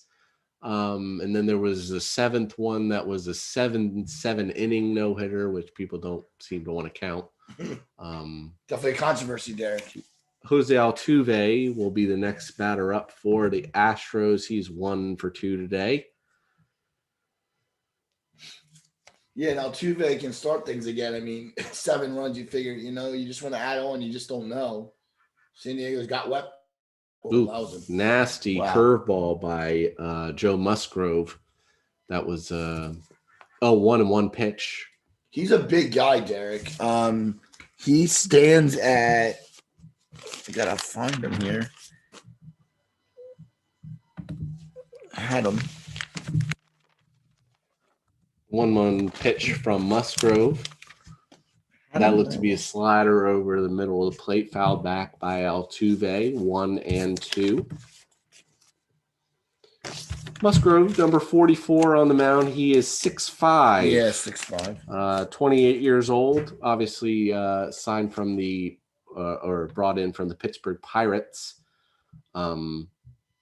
This is his first year in San Diego. 1-2 pitch is swung and a missed. Off speed pitch from Musgrove for the strikeout. That is 2 outs now for Musgrove. Looks pretty good. Looks pretty sharp, I must say. Didn't look like Altuve thought that was coming. He was a little bit ahead of that one. So that will bring up number 2 hitter, Chas McCormick. He is 1-2 so far today. Oh, going to the outside just corner missed the outside corner on a fastball. Did Musgrove 1-0. Trying to go there with Chris Siegel behind the plate is like Trying to go to a foreign country in the pandemic, apparently. Tough one. The 1-0 outside corner there for a fastball, 1-1. That worked. Oh, looks like the Padres coaches are looking at some video here. It's interesting. So for Musgrove, in just a second, the 1-1 pitch, that looked to be a curveball, just missed the outside corner, 82 miles an hour, 2-1. 30% of the time, he's going to throw a slider. 20% of the time, he'll throw a cutter. Curveball, 18.4%. Four-seam fastball, 16.9. A changeup, 8.5. That looked to be a slider, 84 miles an hour, outside corner, 2-2. And he throws a sinker 5.5% of the time. That is 6 pitches, Joe, for Joe Musgrove. Showing something here about El Cajon, California, Grossmont High School. Looks where maybe Musgrove went to high school, maybe. But anyway. The 2-2 pitch, Musgrove trying to get out of this inning with 10 pitches, and that is hit to the third baseman. Kim throws it over the first base in time to get Chas McCormick. That is a 1-2-3 inning, exactly what the Padres needed for Joe Musgrove. No hits, no runs, no errors. End of 4, 7-0 Astros. Joe, how about you take us around Major League Baseball with some scores? Yep. In the top of the 7th, the Colorado Rockies and the Pittsburgh Pirates. It's 3-1 Pittsburgh. So there's 2 outs there in the 7th. In the middle of the 8th, nobody out. The Milwaukee Brewers 2, the Washington Nationals nothing. That one seems to be a pitcher's duel. In the top of the 8th, the Yankees and Tigers. The Tigers are winning 6-0 over the Yankees. That one a little surprising. In the middle of the 7th, the Tampa Rays 4, the Philadelphia Phillies 2. No outs in the middle of the 7th. In the bottom of the 5th, Baltimore and the White Sox. It's tied at 1 with 2 outs in the bottom of the 5th. And then at the top of the 5th, the Royals and the Twins. It's the Royals 3 and the Twins 2. They're the ones I have here. Let's see if there's any more. The Cincinnati Reds and the Chicago Cubs in the top of the 4th. The Reds winning 4-0. 0 outs in the 4th inning. And Marlins and Red Sox postponed. Blue Jays 4, Indians 1. That's a final in 7. Must be a doubleheader. And then there's games later on. The Angels and Oakland A's play. The Giants and Dodgers play. And that's what we have right now. Maybe we'll do in a couple more innings where we can bring you a little more up-to-date scores also for you. So once again, we appreciate everyone jumping on YouTube and following us live. Joe Azelina, Derek No, Time Out with Derek and Joe. We appreciate you listening and following us on our play-by-play broadcast. What's that? Do we have people? Oh yeah, there's is there? people watching. Hello, they're happy you're with us. So we appreciate you joining, and feel free to throw any comments out there. We've heard from a couple of people. We love to have you guys on, and if you're watching this later on, don't forget to subscribe, follow us on Facebook group, follow us on Twitter as well for all of our updates. Zach Greinke comes out for the top of the 5th and misses in his first pitch. Outside, ball 1 to Tucupita Marcano, who was just brought up, I believe, this just today. Derek, I never heard of him. From the minor leagues. Yeah, they sent down Aaron Northcroft and brought up Marcano. Never. Marcano. So here's the next pitch from Greinke, 1-1. Off speed, curveball to second base. Altuve gets him at first base for the first out. Only 51 pitches so far for Zach Greinke. He's moving right along. Marcano can run, Derek. I just saw him. Yeah, look, he definitely went right down the line there. So that'll bring up Webster Rivas hitting 8th. I believe he is only 0 for 4 in his season so far. So he's looking for his first hit is Rivas. Obviously with Austin Nola down and Caratini is just sitting today. Big swing and a miss. Inside corner pitch to Rivas for strike 1. With those hitters down or with those players down, Rivas was brought up probably from AAA. Outside corner fastball is hit to the right field corner, foul ball. Derek Rivas is 30 years old, and he's 6'2", 219 pounds. So he's a big man. 0-2 pitch from Cranky to Rivas. A little bit low, chopped down the left field line for a foul ball. Still 0-2. Obviously, no D8 or there no pitcher hitting next for San Diego. We got the DH in play, being in Houston. A little interleague play brought to you by Timeout today between the Padres and the Astros. Mateo will be up next on deck. The 0-2 pitch again from Cranky into the dirt.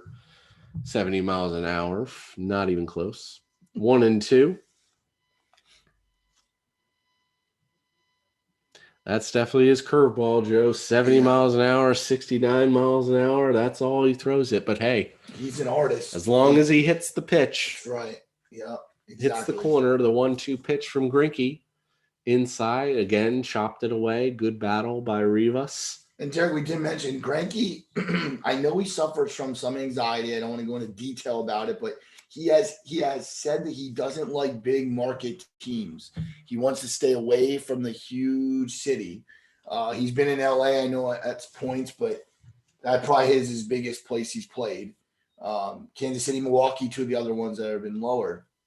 1-2 pitch from a slider misses from Cranky.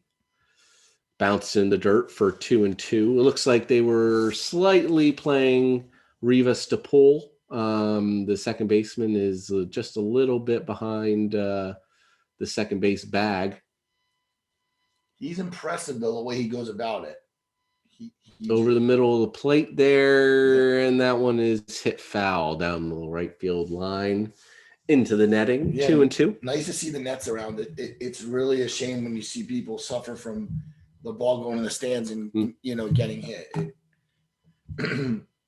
There's those standings. San Diego in first, the Giants in second, Dodgers in third, which is surprising, but right behind San Francisco. Colorado in fourth, and the Arizona Diamondbacks taking up the rear. Absolutely going to be a 3-team race there in the NL West. You wonder if the Giants have anything to say when it ultimately comes down the division. The 2-2 pitch is another bouncing curveball from Cranky. Misses. 3-2 now. Good at bat from Rivas in what is, I believe, only his fifth at bat in his Major League Baseball career. Yeah, because Austin Nola was the one catcher they got. Yep. Was it late last year from Seattle, and they had Carantini come over from Chicago. So because Mejia went into a trade. 3-2 again, and that is shot by Rivas into the bleachers in left field, way out of here, screaming line drive by Rivas, and that finally, Joe, gets the Padres on the board, 7-1, first home run for Rivas. So congratulations to him. We'll see if they decide to pull the old Houdini act in the dugout, and and nobody going to be there. Well, they're stopping at 5. They don't get to show us, but that was a curveball right over the middle of the plate, Joe, and that was missed, and he hit a rocket into the left field stands. I love what you said, because you said shot, and that's what I thought of. It just shot out of like a cannon. Yep. It was just. I'd be interesting to see the exit velocity on that one. You see that one pop up a lot. We might see it. So we have Jorge Mateo is the ninth hitter for the Padres, and it looks like they did pull that on Rivas. They nobody in the dugout when he came in, and they all just jumped at him. So congratulations to Rivas. The 0-1 to Mateo. And that is, that was a very low in the strike zone, but he chopped at it, and Altuve gets the line drive right over the second base bag. Looked like they were exactly playing them perfectly. And that is the second out on Mateo. That'll bring up the top of the order again. Back to Tommy Pham, who has been hitting a little bit better over the past few weeks here. He's 4 for 12 in the series, fly out and strike out today. And that's a low strike for Cranky, 0-1 to Tommy Pham. Cranky seems to be getting the calls, and he's also getting ahead where Snell fell behind a lot. The 0-1 just missed on the outside corner and low on a fastball there, 90 miles an hour. 64 pitches. So he's in very good shape to go deep in this game, Joe. Absolutely what they needed. Snell did not give it for the Padres, but Cranky is doing it for the Astros. Another low pitch to Pham, 2-1. I love Tommy Pham's bat, by the way. I like the half and half. I always have liked that, and I think that's really cool looking. Just in the side. The 2-2 from Cranky.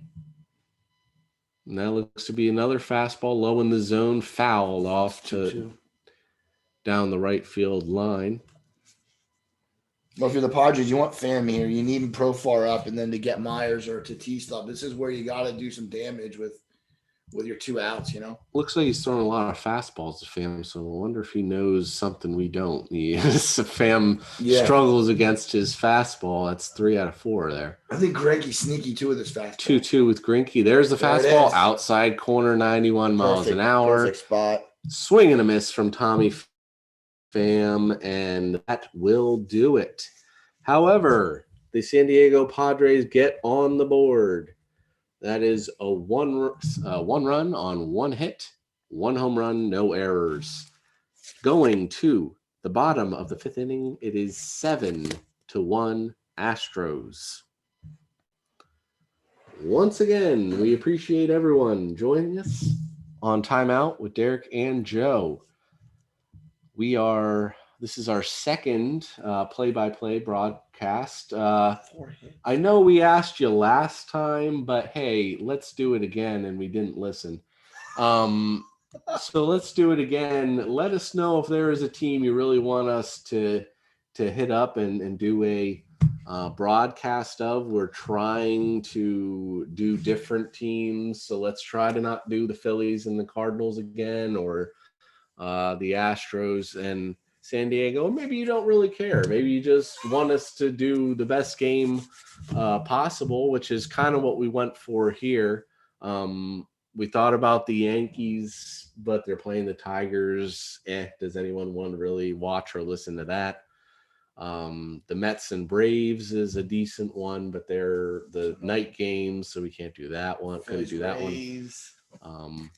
Didn't want to do the Phillies and Rays again. So this is 2 very good teams. So please let us know what you'd like to hear. We have to we'll look at our schedule. We know the beginning of July we're going to be doing another MLB game, and I might even tell Derek we might have to not change our schedule, but tweak it a little bit, because I like to do a second game in July, actually, maybe the end of the month. And then August, baseball's all the way to September. So who knows, playoff baseball, timeout. I'd love to do some of that. So, Joe, a little bit late, probably when we were talking about the division, but someone says, you can probably guess who that is, that the Giants have the best manager in baseball. Oh, my brother. In the division. He's only 15 minutes away. I see him in a little bit. So. In the You're division, right, Michael. You're right. I'll shout that out. You're absolutely right. Joe Musgrove comes up for his second inning, only 10 pitches in that first inning. So there's a nice hanging curveball there, 82 miles an hour for a strike right over the middle of the plate. To Alex Bregman, who was 0 for 1. He walked in the 3rd inning. He had an RBI. I believe that was in the first when he chopped it to the right side. 0-1 pitch to Musgrove. Slider and got him sweeping high, pop up, and Kim comes across. I wasn't sure who was going to get that. Musgrove just left last minute, and Kim just jumped in there to grab that. A little miscommunication, but that is 1 out. That was tough. That was a tough one. Yeah, I don't know.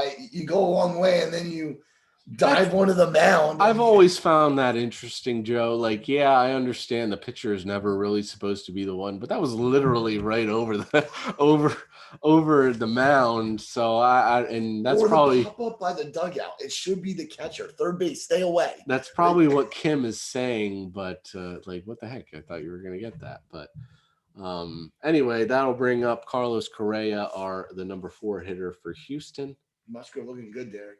Oh, nice pitch. Yeah, nice pitch, slider over the middle of the plate, 85 miles an hour for a strike. 2 walks today for Correa, 2 runs scored. He's 277 with 8 home runs and 26 RBIs on the season. Another sweeping slider. Love that sweeping slider. Misses low, bounced into the plate, 1-1 for Musgrove. Other problem with Snell today, that these 2 walks to Correa both scored runs. Mm-hmm. So, you can't give up those freebies. No, they hurt you. What do they call them? The free passes, right? Yep. They hurt you. 1-1 pitch from Musgrove. That looked to be maybe another slider over the middle plate. Hit high, and Kim is underneath it again for a second pop-up catch to Kim. And that is 2 outs. Musgrove making quick work.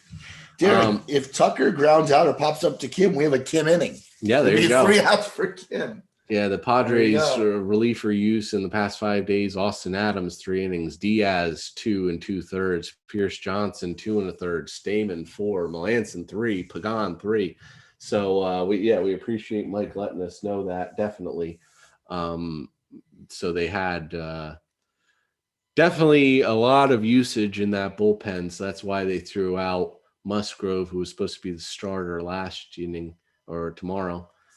First pitch to Tucker, a big swing and a miss, 0-1. Well, Derek, too, we said it. Paddock might be the guy tomorrow. Yeah, maybe they'll move up Paddock. We'll have to see what they decide to go with. So when I said earlier who they were pitching, that's probably going to be thrown by the wayside. Maybe they'll just bring up someone to replace Musgrove. We'll see. The 0-1, inside corner, jammed him, straight back, 0-2. But this is a good move by the Padres because he's done nothing but throw strikes and, not for dominant. He's looked very good. Well, and it's tomorrow a game. It's a new series, so they're going to be playing somebody different. And so, maybe they just wanted Musgrove to come in and stop the bleeding, and he's done that. So, good job by the manager, Jace Tingler and Larry Rothschild. We'll see if they can come back in this game. It was an amazing move, keeping them at 7 runs. The 0-2 pitch from Musgrove hangs out there a little bit on the outside corner and misses 1-2. And Derek, this game picked up because I didn't think it was going to be going this fast. It's already the bottom of the 50s. That's what happens when a guy throws strikes and gets outs, I guess, huh? And Musgrove came in there. Snell severely struggled this game. 1-2 pitch, slightly low, maybe that sweeping slider that might move over about 6 inches. Derek, that was a good pitch. A very good pitch is his slider. As I said, he loves to go to that slider. That's his main pitch. 30% of the time he throws that slider. The 20th pitch, 2-2 from Musgrove, chopped half a swing, goes foul behind the catcher there. Still 2-2 to Kyle Tucker.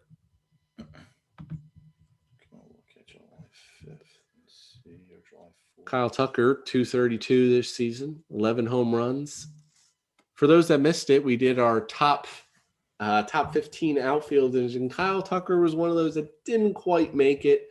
I'm sure he will moving forward. He doesn't quite have the numbers maybe, but he'll definitely be up there, probably headed into next season, especially if he keeps up this pace. 2-2 is slapped away, foul down the left field line. Tucker hanging in, 2-2. Joe, if Musgrove can give us, I'm not even a Padres fan. Give them another quick inning that'll be big, and maybe they can chop away at this lead. Especially with the bullpen being decimated for the Astros as well. I'm sure they told him, give us how many you can, right? Yep. We're going to throw you out there. 2-2, another one slapped away down the left field or the right field line by Tucker. Ground ball, 2-2 still. I was going to check, actually. Tomorrow's Monday. They play the Cubs, Derek. Mm-hmm. So that's who they have, just so we're aware of it. Yeah, they have Trevor Williams going tomorrow. So you have former Pirate too? Yes. Oh, Lord. It was supposed to be 2 former Pirates, and the Pirates are nowhere in the game. Down the middle of the plate, popped up, down the left field line, Profar? and Profar Nice has play. enough room to get the third out. Nice and play. another 1-2-3 inning for Joe Musgrove. No hits, no errors, 3 pop-ups to the left side of the infield, or 2 at the infield, 1 to the outfield. And that is still 7-1 Astros at the end of 5. Do you want me to do the sixth, or do you want to do the sixth and we just go from there? Or what do you want to do? Like the play-by-play? Do you want me to just go all the way through? Oh, if you want. Yeah. I was gonna say we'll do the 6th and 7th. I'll take the 8th and 9th then. Sure. We'll do it like that. Yeah, that works. All right, cool. Someone wants us to do a Giants game. Oh, is he serious? Well, hey, All right, who are they playing? Well, we'll look at the date. All right, We'll see. All right, hold on. July 5th is going to be our day, right? Well, Not giving future shows, but just the. Yeah, we'll try to do one of these a month. Unless people are very much interested, then we'll end up doing more if you appreciate it. But I know it's very hard with the like most of you probably are not watching the game live with us, so you're really just listening to us do a play-by-play, which is pretty much just like radio. So then that's fine. Giants Cardinals 5:05 that day. Yeah, I don't know the starters, but that's gonna be tough. But these 10 o'clock games, and then Marlins Dodgers are 6:40. There's interesting times, but yeah, it's gonna depend. Phillies play the Cubs at 8:05 that night. For your Yankee fans, I have Aaron Judge on my team, and they're off that night, so we can't do a Yankees game.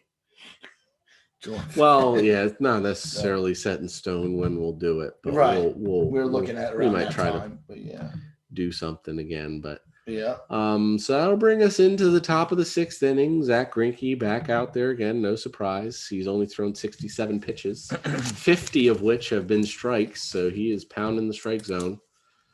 First up will be Jurickson Profar. He's 0 for 2 so far today. First pitch is a low strike, 84 miles an hour.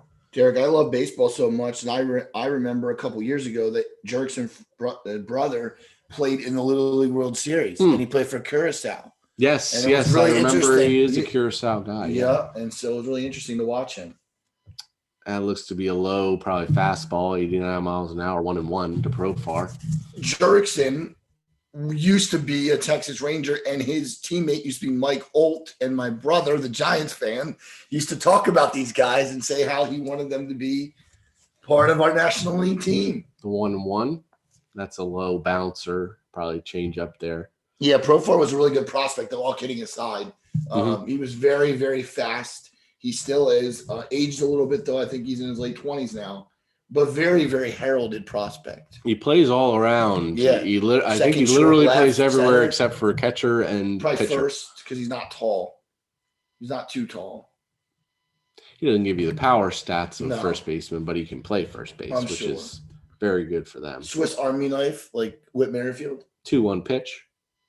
Sharp ground ball in between first and second base, and that'd be a single for Jurickson Profar. See, so the Padres are past a few innings have really started to get some guys on base. Kicking up a storm here. So that was a fastball over the middle of the plate that he ripped in between first and second base, and so nice single there for Profar. That'll bring up the middle of the order. So if there's a chance, this is a big inning probably for the Padres, especially with Musgrove shutting them down the past few innings. They can really gain some momentum here. Greinke from the stretch, and he lightly tosses over to Profar. Oh, Profar. I see what you're saying. I was going to say Profar's the base runner, but you meant to say that because Profar's there. Yeah. Do you think they put him in motion here? Maybe he gets fast. Maybe to get something going. I don't think he steals too many bases. First pitch to Myers, it pop up high and not too deep into center field, and Straw's underneath it. He throws in. Looks like Profar tried to tag, but then he doesn't go. I was thinking hit and run. I was thinking about stealing a base, but maybe hit and run because there was nobody out. So that is one out there for the Padres, and that'll bring up Fernando Tatis Jr. I believe it was yesterday where he did hit a home run and then kind of did a little dance around third base after he hit the home run. So then the next time they tried to hit him, and for those that haven't seen it, he pretty much did a split while he was at home trying to avoid being hit. But he does have the showboating tactics. A lot of people like that.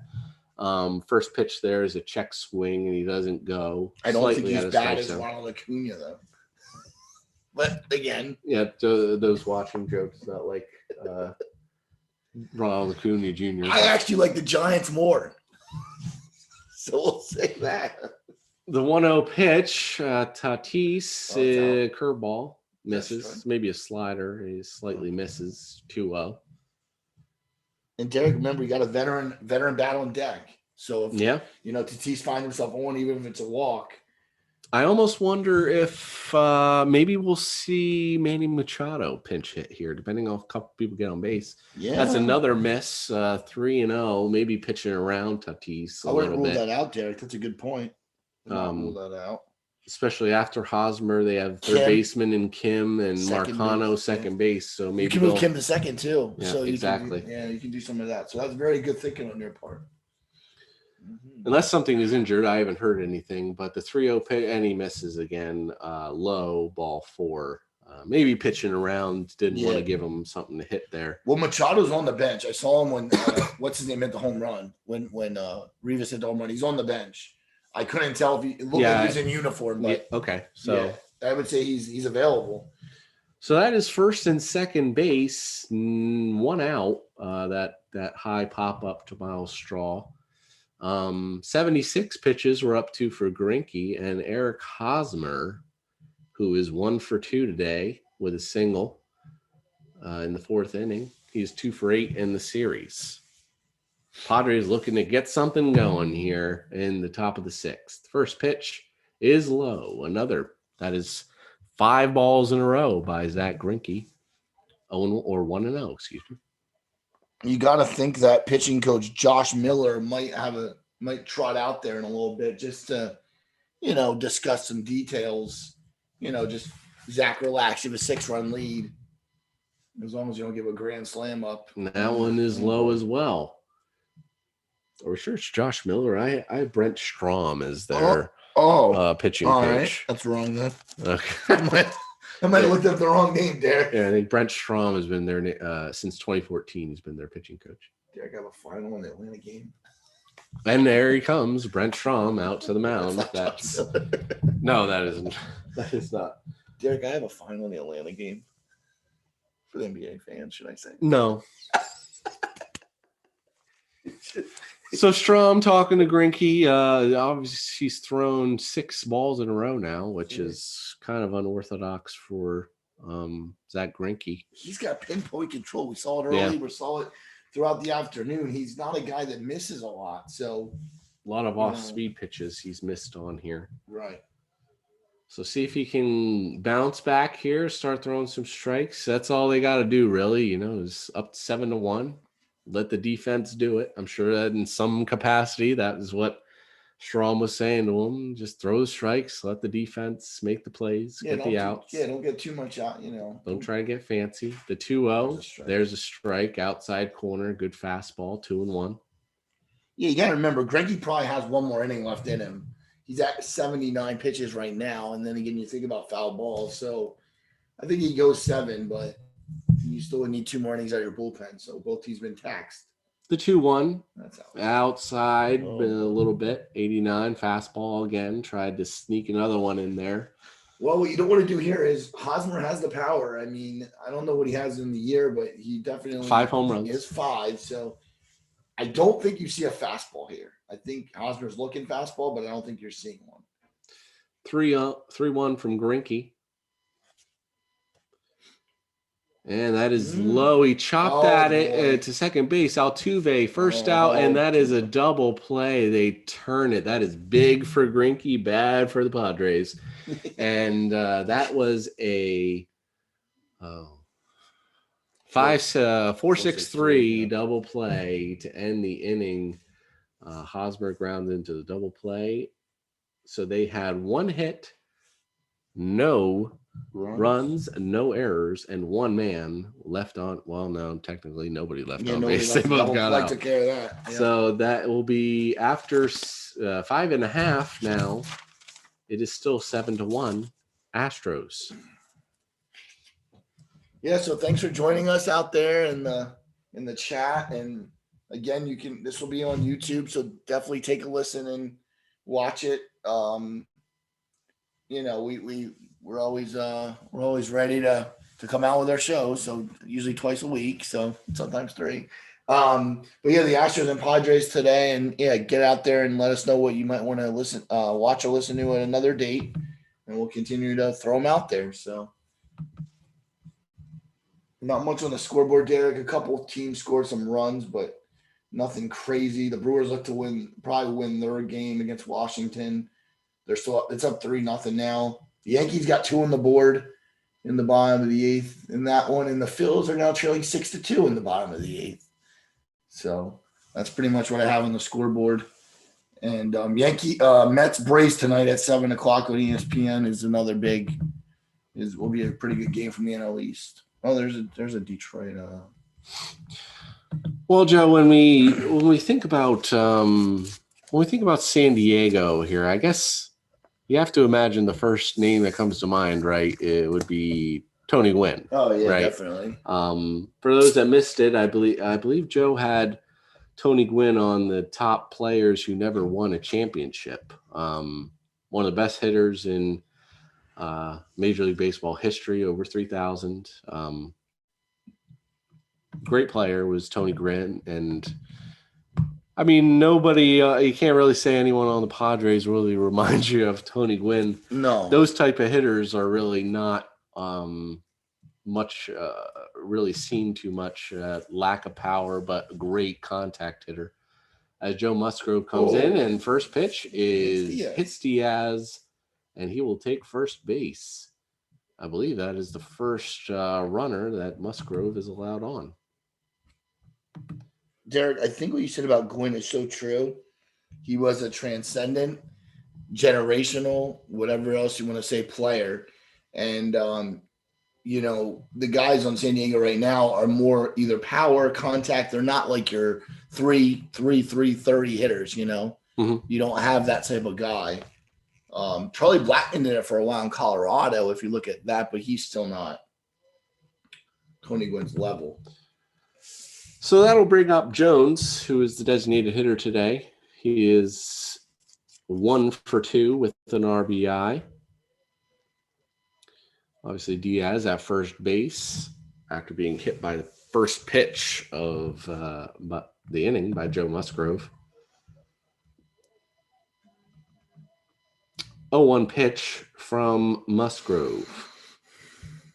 And that is a slider outside corner low. Great pitch, but fouled away by Jones. 0-2. That was the first base runner given up by Musgrove. Up and down six men to start him off. Will the Jones be the 7th out of the day? Unfortunately, Snell couldn't give him even a decent game. He got pretty blown up because Musgrove is pitching pretty amazing so far.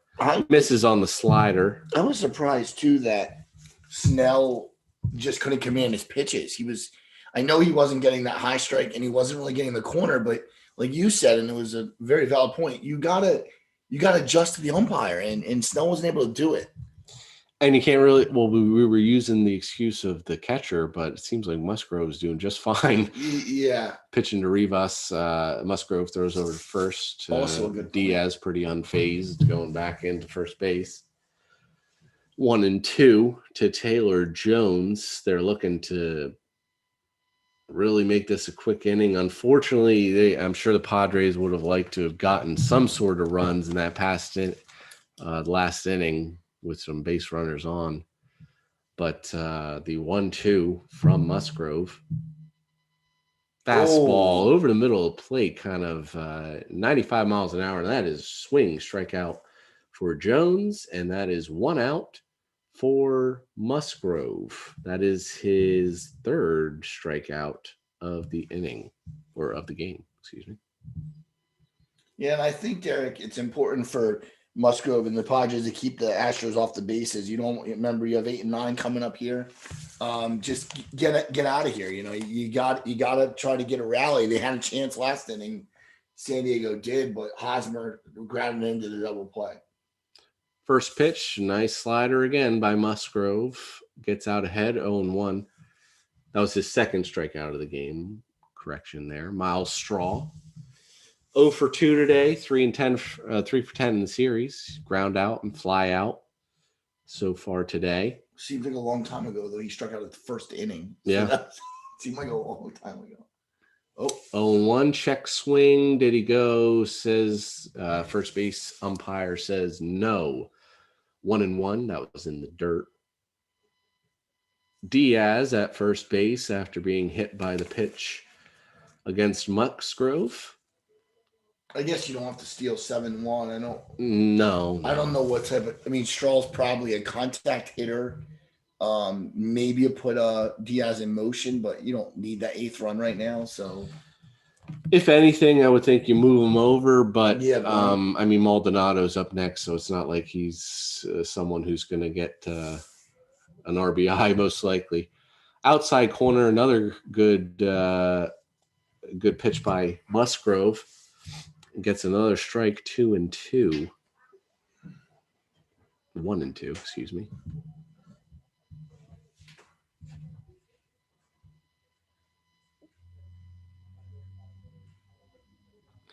Next pitch from Musgrove is in the dirt. Check swing again. First base umpire says no, he did not swing again. That is 2-2.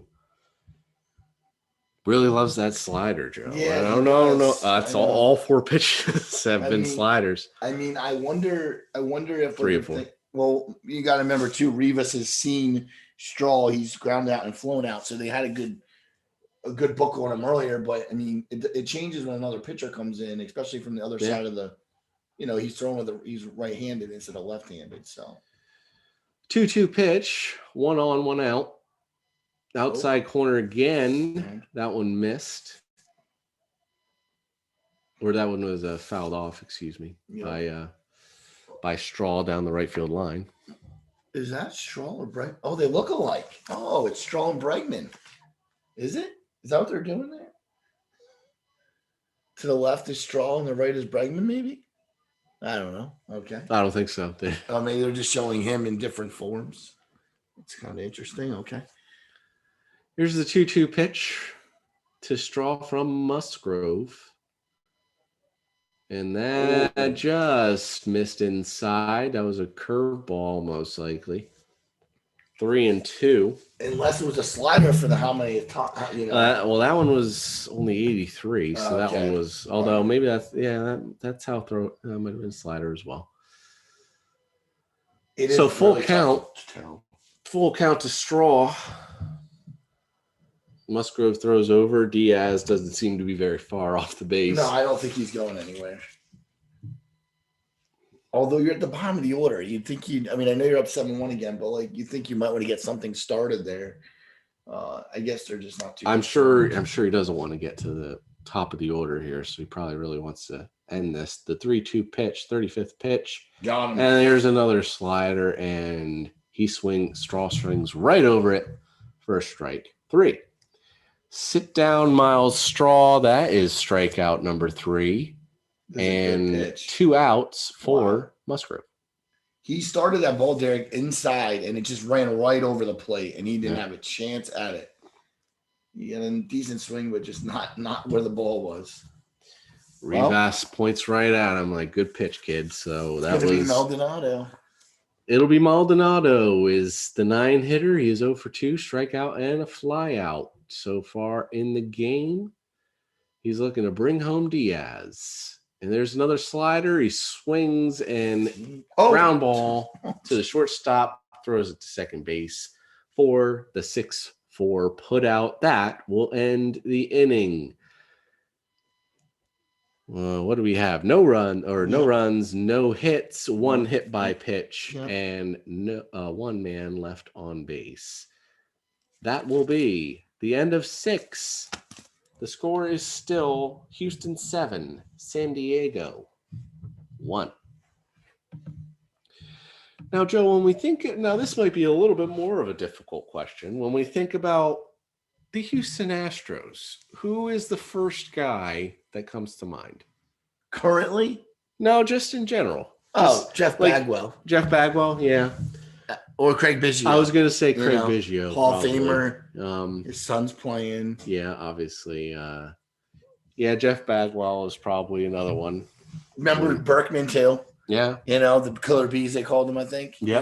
They were really interesting, those guys. And, I mean, though they could all hit, though. I think that's the one thing they had in common. Biggio, Bagwell, Berkman, those types of players. They just could hit the ball, and a lot of them could hit the ball at the ballpark. And, the Astros always had some good teams and some good players. Derek, I still think they're going to be a big player in free agency next year. I think we'll see that. Yeah. I do. I think shortstop's an interesting point of view for them. I think the outfield is I thought they were going to get Jackie Bradley Jr., Derek. I think we talked about that in one of our shows.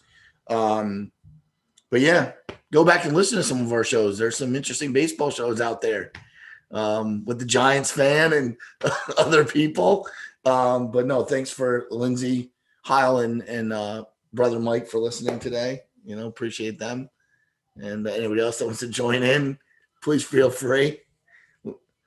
Yep. If you are missing this and watching this later on, we appreciate you watching, but you could have watched us live. You were just go out and subscribe to us on YouTube. Obviously it shows live for all the subscribers, so they know. We also made it known to our Twitter followers and our Facebook group followers. So, feel free to go follow us on Twitter and on our Facebook group. Timeout, Derek and Joe everywhere. So just look it up. You'll be able to find us. But that'll bring us to the top of the 7th inning. I'll do 4 innings today, and then we'll kick back to Joe for the 8th and the 9th. Cranky is still out there, and the first pitch is a fastball strike.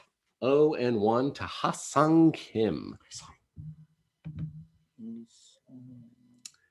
Kim is 0 for 2 today. There's another strike fastball outside corner. Derek, I know that Kim is from Korea. There hasn't been that many pitchers that I know of. I mean, there's some pitchers that have been from Korea, but more players from Japan. He's one of the ones, probably a handful of guys from Korea. The 0-2 pitch, it just misses outside. Looks like it might have been a slider, 1-2. Yeah, well, I know Chris Flexen, player for the Mariners. He was just over in Korea and pitched pretty well. People may have really gotten to see, as we see the 1-2 pitch here from Cranky, misses inside, 2-2. You may really have been able to dive into the Korean teams in this past pandemic year because ESPN was really putting on a lot of Korean games because they were actually playing games and MLB wasn't. That's right. And the cutouts. 2-2 pitch is a high pop up to the third baseman Bregman who gets underneath it, and that is the first out for Zach Greinke. Derek, can you guess how many first pitch strikes Greinke has? Out of how many batters? Out of 24. 24? 21.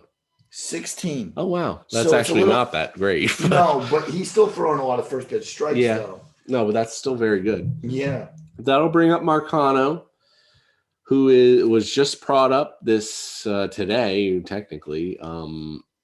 Season, he's 194 with 3 RBIs, 2 ground outs today, playing second base. First pitch is outside, ball 1.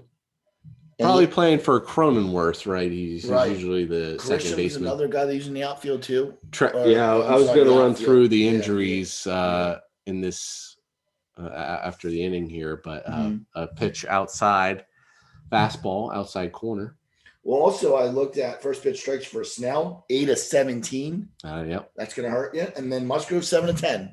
So it just shows you where the success is. You got to get ahead. Yep, absolutely. Stay ahead. 1-1 pitch from Greinke. That one's low. Check swing. Did he go? No, he didn't. Says the third base umpire. 2-1. Yeah, well, I'm going to run through in just a little bit here all the injuries that the Padres have. They have quite a few. We ran through the Astros earlier, so we'll talk about that. The 90th pitch from Cranky, 2-1 over the middle of the plate, slaps it to left field, line drive, and that is caught by McCormick. No real issues there for 2 outs. Hosmer was day to day, and then he's okay. Mhm. I didn't mean to rhyme that, but it's true. Yeah, I no, looked at that the other night, right. and I was like, "Oh wow!" I thought he was not playing, but Obviously, so Jace Tingler is in his second year with the Padres. He's 71-42. On the other side, Dusty Baker is in his second season, although played many seasons besides that. First pitch is fouled off by Webster Rivas, who last time up crushed a pitch for a solo home run off of Cranky into the left field seats. I'm sure Padres fans in the Padres organization would have hoped that people would have been on base then. One pitch is a litlittle high, 1-1. Yeah, and I'll talk about them in just a little bit. Some of the guys who are missed. I'm sure they wish that Rivas wasn't up right now, but with some of the injuries, he's forced to come up there. A good sweeping curveball there. Did you start the year in AAA, Derek? Yes, he's AAA. This is only, I think, his sixth at bat. I said right. So. Nola. Yeah, it was Nola, and then it was Carantini. So the 1-2 pitch from Cranky. Fastball outside, kind of off the plate, 2-2. Derek, I might be right about it. He's at 94 pitches. This could be it for Zach Cranky this afternoon. Yeah, I would say so. 2-2 pitch from Cranky here. And that bounces in. Fastball low, 3-2.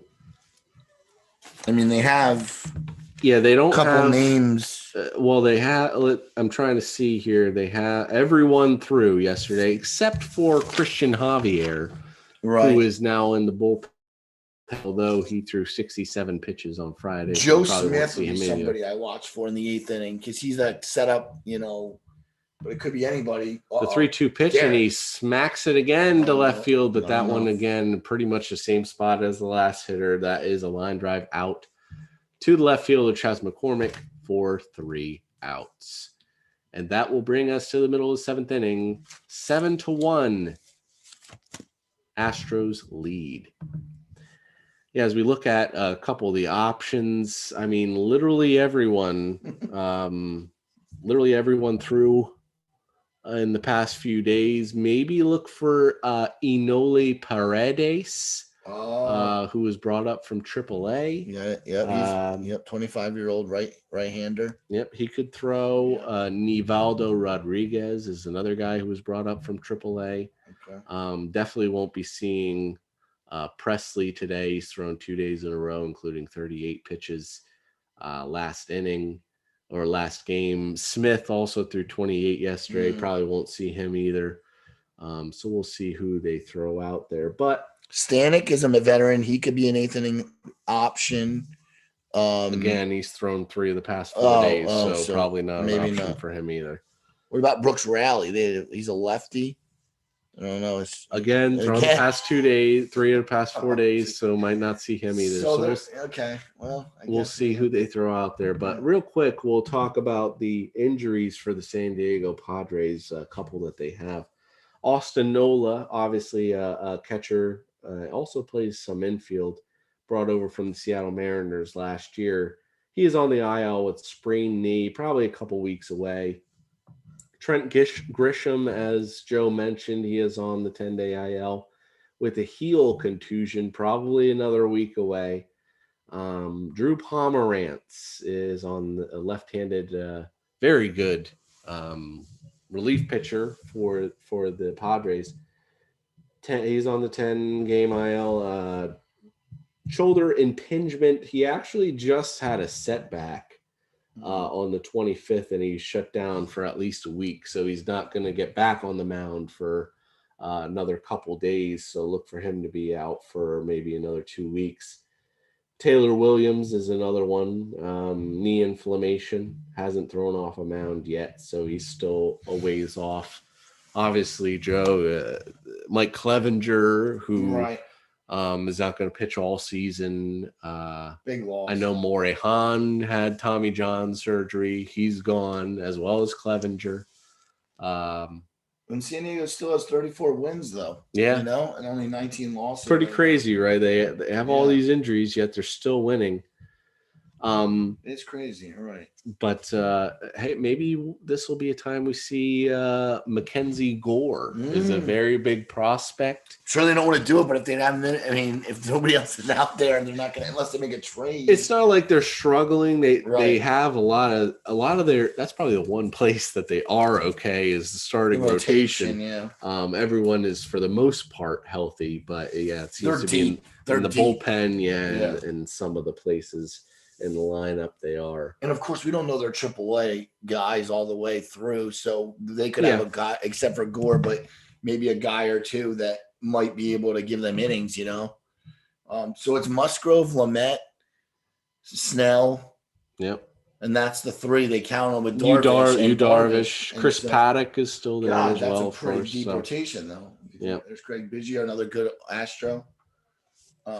Or I'm sorry, Ken Caminiti. Ken Caminiti, not Yes. Biggio. I should know that. I watch them guys. Yeah. How about Nolan Ryan as a guy you think about in Houston? Yeah. I'm sure some people maybe even but maybe thinking that out there. But Musgrove will come in again for the bottom of the 7th inning. What is this, Derek? 4 innings, right? This is his 4th inning. This will be his 4th inning. Yeah. He could be done too. Altuve is 1 for 3. He has a single and a run scored in the first inning. Strikeout most recently.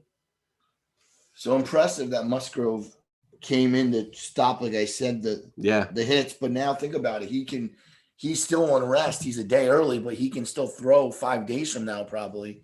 So I'm sure they'll throw him out there. Concern. It may even throw him on 3 days. Not too sure. We'll see how many Be interesting. pitches he actually throws. He is on a 2-1 count now to Jose Altuve, outside corner strike. 39 pitches. So, they most likely are not going to be pitching in the bottom of the 9th inning. So probably only 2 more innings. Ground ball to second base, and that will be a 4-3 out by the second baseman Marcano, and that is 1 for 4 today for Jose Altuve. That'll bring up Chas McCormick, who is also 1 for 3. Do you think maybe, and I read that Houston has Boston next, so that's interesting. Thinking about their next matchup.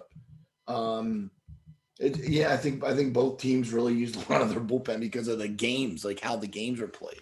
Yeah, I think we'll definitely see another inning out of Cranky. I don't see why they would. He's strong, so I don't think that.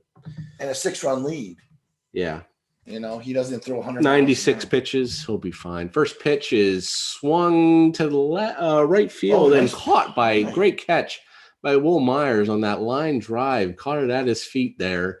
Probably could have dove, but he didn't feel the need to. So that is a shoestring. Yeah. Shoestring catch. Right? Yeah, absolutely.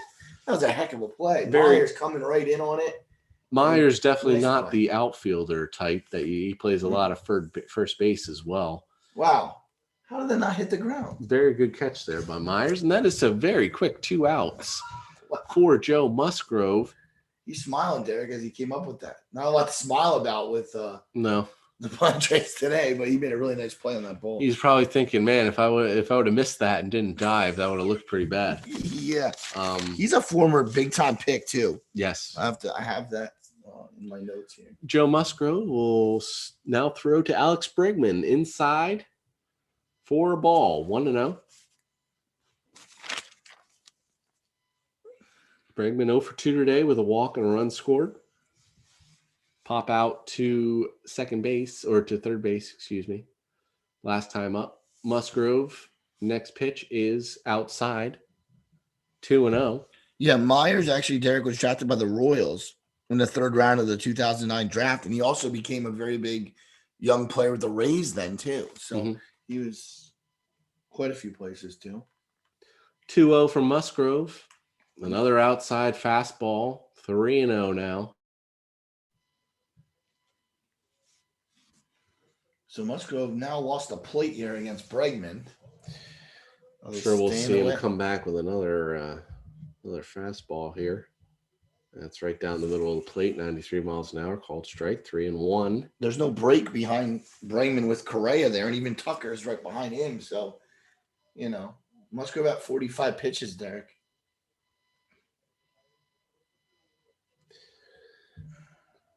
Rivas, 3-1 catch or 3-1 pitch is swing and a miss. That may have been a cutter. Bregman was looking home run there. 3-2 there. A big swing by Bregman and miss, swing and a miss. Coming right out of his shoes on that one. We are now 3-2, 2 outs, nobody on for Alex Bregman. See if he can get the Astros going here in the 7th. The 3-2 from Musgrove. And that is a pop-up to right field. Myers has it, an easy play. And that is 3 outs, pop out to right field. And that'll do it again. Very good relief outing by Joe Musgrove here.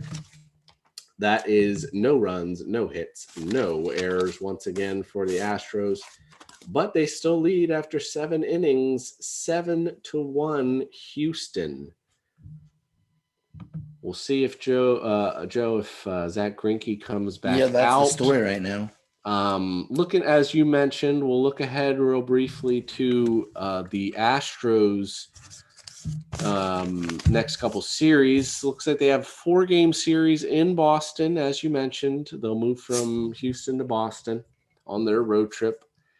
Jose Urquidy, as I mentioned, will come off the IL to start on Monday. Luis Garcia will be the guy they go with on Tuesday. Framber Valdez will pitch on Wednesday. And Jake Odorizzi will come off the IL as well to pitch in Boston. Joe loves Jake Odorizzi. We talked about him about every episode of Timeout in our previews. I endorse Jake Odorizzi, yes.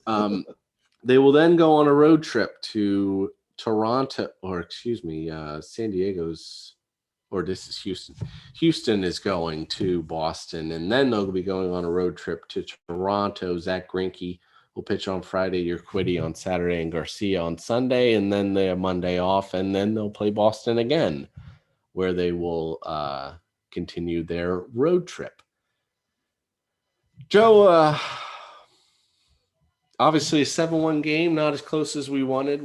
You'll jump back into the play-by-play position here. In the top of the 8th. We'll start it off with Jorge Mateo in the 9, and they really got to get something going here. Yeah, to get a couple runs back, make it respectable or not. They did win the series again already. Friday night they took the game 10-3, and then last night or yesterday afternoon they won 11-8. So Derek Greinke is out again. Yep. Facing the center fielder, as you said, Jorge Mateo, and maybe we see Machado in this. No, maybe not. Yeah, I figure they give him a day off unless there's a chance to get close get some here. Runs. Yeah. So Mateo stands in. He's 1 for 2 today. He has a 2.46 average on the season. Mateo wearing yellow batting gloves. To me, that would be very distracting. Matches their uniform perfectly, though. 0-2. I always found that interesting joke. Like the pitchers can't wear white or anything around their arms. They can wear lime green as other players do. Yeah. Yeah. That's banana yellow. It's not even like a gold. It's a yellow. 1 ball and 2 strike from Cranky now. 100th pitch. Yeah. And that's hit to the second baseman, Altuve, and he just got him. Nice play and a very good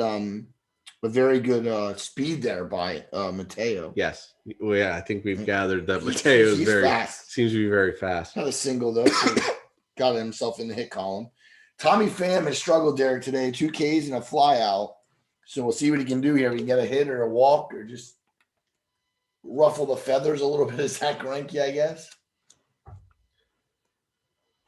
Yeah, I'd have to. I'm sure he won't go 9, but I'm sure we'll see one of those young guys, Paradise, maybe Nivaldo Rodriguez come out there. Did Garza pitch yesterday?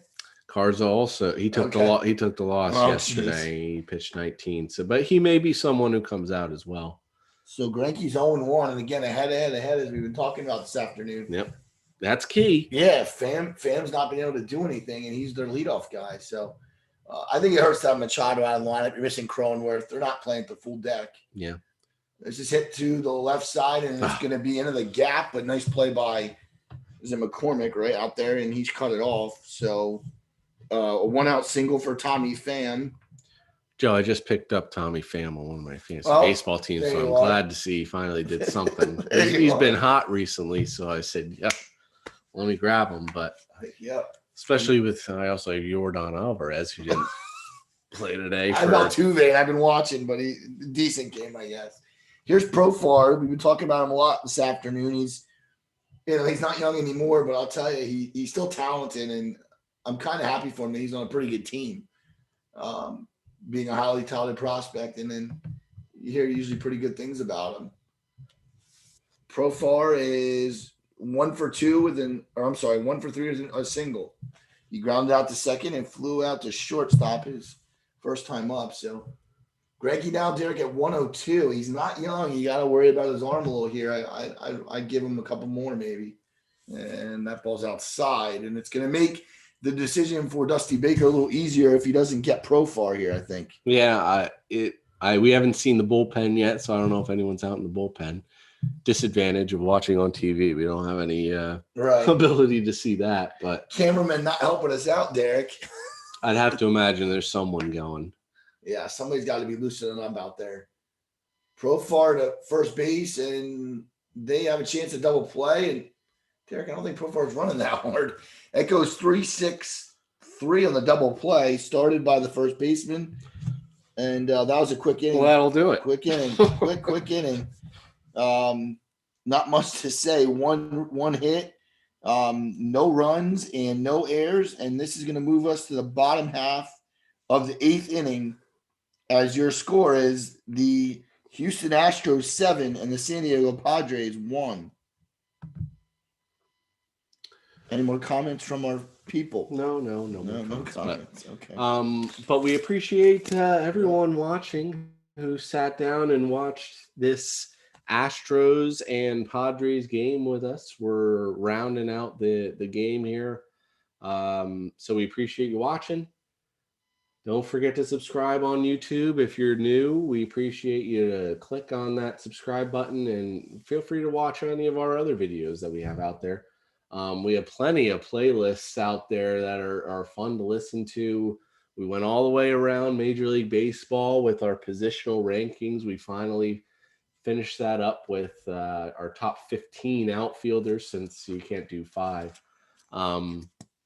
But pitchers and all around the infield, we did all that. And maybe you're more of although you might not be watching this, but maybe you're more of a football guy, but we have a ton of football shows out there. We have some top 5 lists and movies, top 5 sports movies. We're trying to get a little bit do different things. We got some new stuff in the works, trying to keep it fresh and new. So we appreciate you watching. Don't forget to follow us on Twitter, follow us in our Facebook group, so you know that we're doing live videos.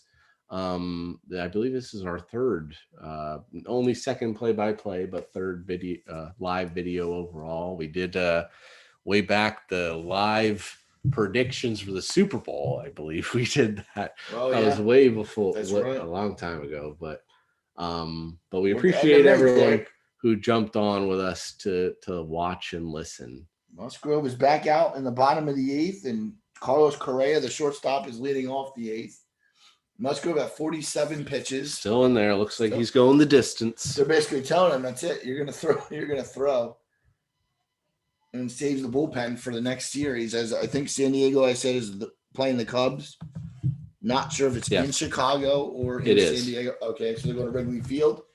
And the Houston Astros are going to Boston. So They're the two next series for both these teams. And that ball is high, 1-1. And Derek, let's not forget, baseball is a funny game. You may lose today 7-1, and we could look at the stats tomorrow, and it could be a totally different situation for the Padres, right? Absolutely. 1-1 pitch is missed, but it looked like it was a good pitch, so that just missed love. Musgrave now looking in at Siegel. So again, yeah, we don't know who will be on the mound, obviously, for San Diego tomorrow. It was supposed to be Musgrove. Possible Paddock. Could be Paddock, Yeah.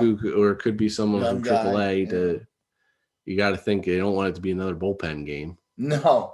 Shortstop, Tatis with a great play, off bounce throw, and he makes it look so easy, Derek, and that's one down here in the bottom of the 8th inning.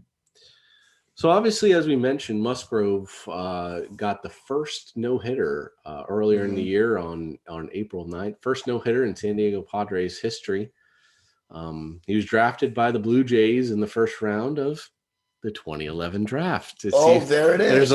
There it is. Him and Blake Snell were both in the 2011 draft. Zach Cranky was probably in the 2002 draft, but yeah, he's there's Kyle Tucker to step in. He's got that 3-run home run, Derek, that made that first inning real long for Blake Snell. They sent 7 to the plate that inning, and Tucker's first pitch is a strike right at the knees. No ball is and 1 strike. Some some Astros fans are looking at what could have been Joe Musgrove, 2016, 2017, pitched for the Houston Astros. I wonder that all the time, Derek, as I know some Pirates fans, and they hate their lives. I mean, you trade away Musgrove, you trade away Cole, McCutchen, Marte, it goes on and on. I could probably feel the team with all the former Pirates. Yeah. It's just unbelievable. Glassnell, he's another one. I can get a rotation absolutely. Archer, oh boy, it's bad. And it doesn't come close to what they're throwing out there now. No, exactly. 0-2 pitch is swung on. It looks like it went to the first base dugout.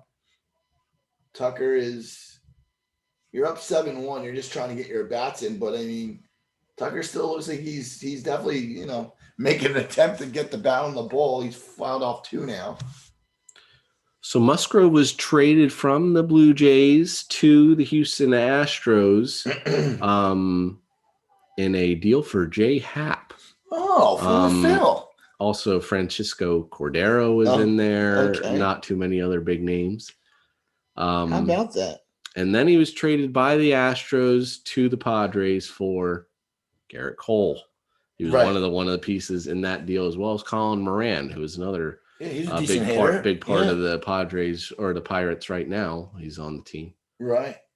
Okay, so 1-2 now. 55 pitches for Musgrove.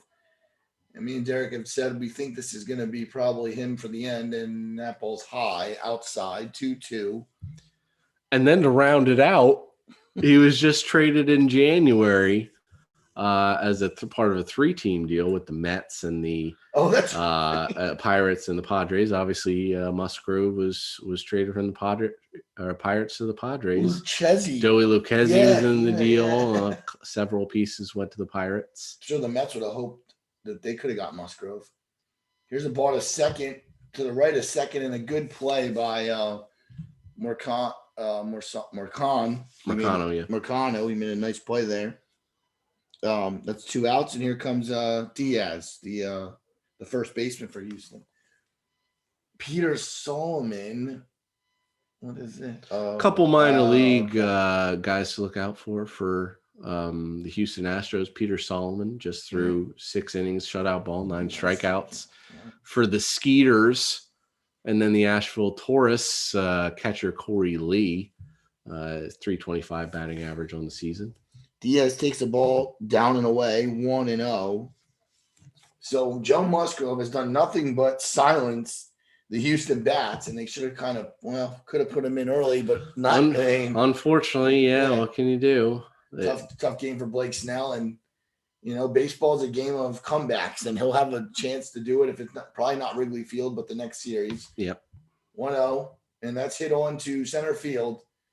And it is Mateo with it and squeezes it. And we are heading on to the top of the 9th. So the last chance for the San Diego Padres. And we will come back with timeout with Derek and Joe in just a bit.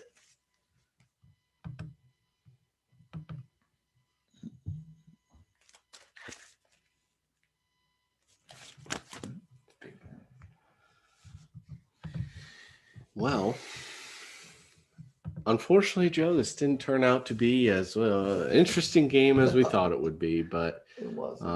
maybe we'll see what pitcher the Astros are going to throw out there. I'd have to imagine it's not going to be Zach Greinke. I'm going to say Garza or a young guy, like you were saying. Did Brandon Bilek pitch yesterday? Well, he's a Or is he like a starter type? yeah, he's more of a starter. He's actually from Notre Dame University, Derek. Went to the University of Notre Dame. And from Sawyerville, New Jersey, too. Oh. Yeah. And Andre Scrubbs, another guy I have down, 6'4", 270-pounder. But yeah, you know what? Derek, this could be a mute point because Greinke might come out for the 9th. That's true. For those that didn't watch the Phillies and Cardinals game, we kept saying, "Oh, who's going to come in for the Phillies? Who's going to come in?" And yeah, it ended up being Nola the whole way. He had a complete game shutout. So, I wouldn't be shocked if he came out, but I mean, he has thrown a lot of pitches, so we'll see.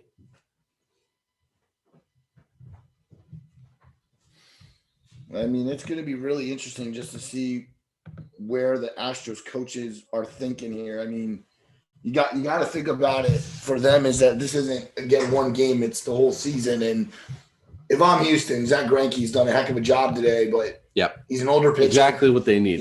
Exactly. He gave them innings. He did nothing but throw strikes, as we gave you the stat on the first pitch strike. But Derek, we're a half inning away from this game being final, and I didn't think this would be this quick of a game after seeing the first two. The third game, though, seems to sometimes be that the players are just tired. Oh, here we go. It is Scrubb, Derek. It is Andre Scrubb. Scrubb is a 93-mile-an-hour cutter. He throws that 56% of the time, 86.7 slider 3% of the time, and a curveball 80 miles an hour 40% of the time. They're not messing around. He's got a 1.67 whip, too. So which is bad. Well, yes. A 6 ERA, 1.67 whip, and a 1-1 record. Here's the first pitch, the big righty, and Myers fouls it back into the stands. 0-1 to Will Myers, who's going to try to get things started for the Padres in the top of the 9th. Scrubb is a 6'4", 270-pound right-hander from Woodbridge, Virginia. He went to High Point College. I don't think that's Division I, but I'm not sure. I don't think so. Scrubb now the 0-1 pitch. And that just missed. I can't believe Maldonado. He just kept the glove there, but that just missed low. 1-1 now to Will Myers, the veteran outfielder. I still can't believe he doesn't wear batting gloves. Pitchers, I can see he doesn't wear batting gloves, and I always say that's a testament to toughness. But there's the 1-1, and it's a ball low. It's the dirt and the glove of Maldonado. Myers being a good citizen and going to get the ball. So the final line for Zach Greinke: 8 innings, 6 hits, 1 run, 1 earned, 1 walk, and 4 strikeouts, and of course the 1 home run given up. But very good game by Greinke. Obviously, they needed it. Yes, they did. 2-1 pitch is swung onto the right field side, deep right, and that ball is gone. Solo home run. Will Myers. Scrubb comes in. Myers says, "I'm taking you out," and a solo home run for Will Myers. Derek. Well, there goes that. Andre Scrubb, obviously, I'm sure they'll give him a little bit of leeway here. It is still 7-2, but still a lot of room. But 4 runs, if it's 4 runs, look at Mateo with a little help with the helmet. He's just like, the Padres had to feel good about that, getting a run back there. And here comes Tatis, Derek. Is Machado stirring in the dugout, Derek? You think he's going to get in the back? No, not yet. Not yet. They gave him a gold. They gave him a gold chain. What is this, Miami for football? Gave him a gold chain. That ball's outside. That's the first time I saw that. I did see the Red Sox the other night do a lawnmower push with Devers. That was pretty funny. It's not funny what's happening to your team, Derek. 1-0 now. Here's Tatis. Tatis wearing a pink armband, I guess. Usually that's Mother's Day, but maybe you just kept it on. I'm not I sure. guess that's a knuckle curveball. Yeah. It looks like from Scrub. You can see that kind of drop there a little bit. Do you think he threw a fastball to Myers? He turned it around. It looked like it could have been a fastball. Oh, A sinker maybe? Does he throw a sinker? He's a cutter, slider, and a curveball. So probably cutter then in. 1-1. Here's Scrub's pitch. That's bouncing, and Tatis doesn't even try. 2 balls and 1 strike now to the superstar. Probably the biggest superstar in the National League. He definitely has that acclaim to him. His father, Fernando Tatis, played third base for the St. Louis Cardinals back a long time ago. 2 balls, 1 strike now to Fernando Tatis Jr. And the 2-1 is swung on and missed. That was a nice pitch, Derek. That could have been you said slider, right? That could have been the slider. Knuckle curve. Knuckle curve. I can't get the curve in the slider. It looks the same to me. Unless the slider really goes. Slider more of a swerve usually. This just goes drops. 12-6. Yeah, right. Barry Zito threw that. Oh, on the outside corner, and Tatis didn't think so. Scrub gets the K. 1 down here in the top of the 9th. Derek, that was a nice pitch. Right on the outside corner there. He didn't like it, but no. I don't think he can really say much there. Is that Cranky? He definitely had a great day today, and he threw a lot of strikes, and we're seeing a lot of the visual right now. Wow, 11 swing and miss, and through the changeup, 4-seam curve, and slider, all to a very good effect. Pitch to Hosmer was a 93-mile-an-hour ball, so 1-0.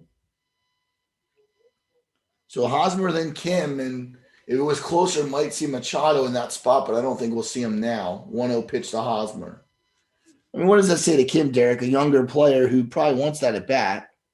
Yeah, Machado can't do much with the game. It's not going to tie the game. No, honestly, if Hosmer and Kim both get on here, maybe you'll see Machado come in to pinch hit for Mercano, the young kid.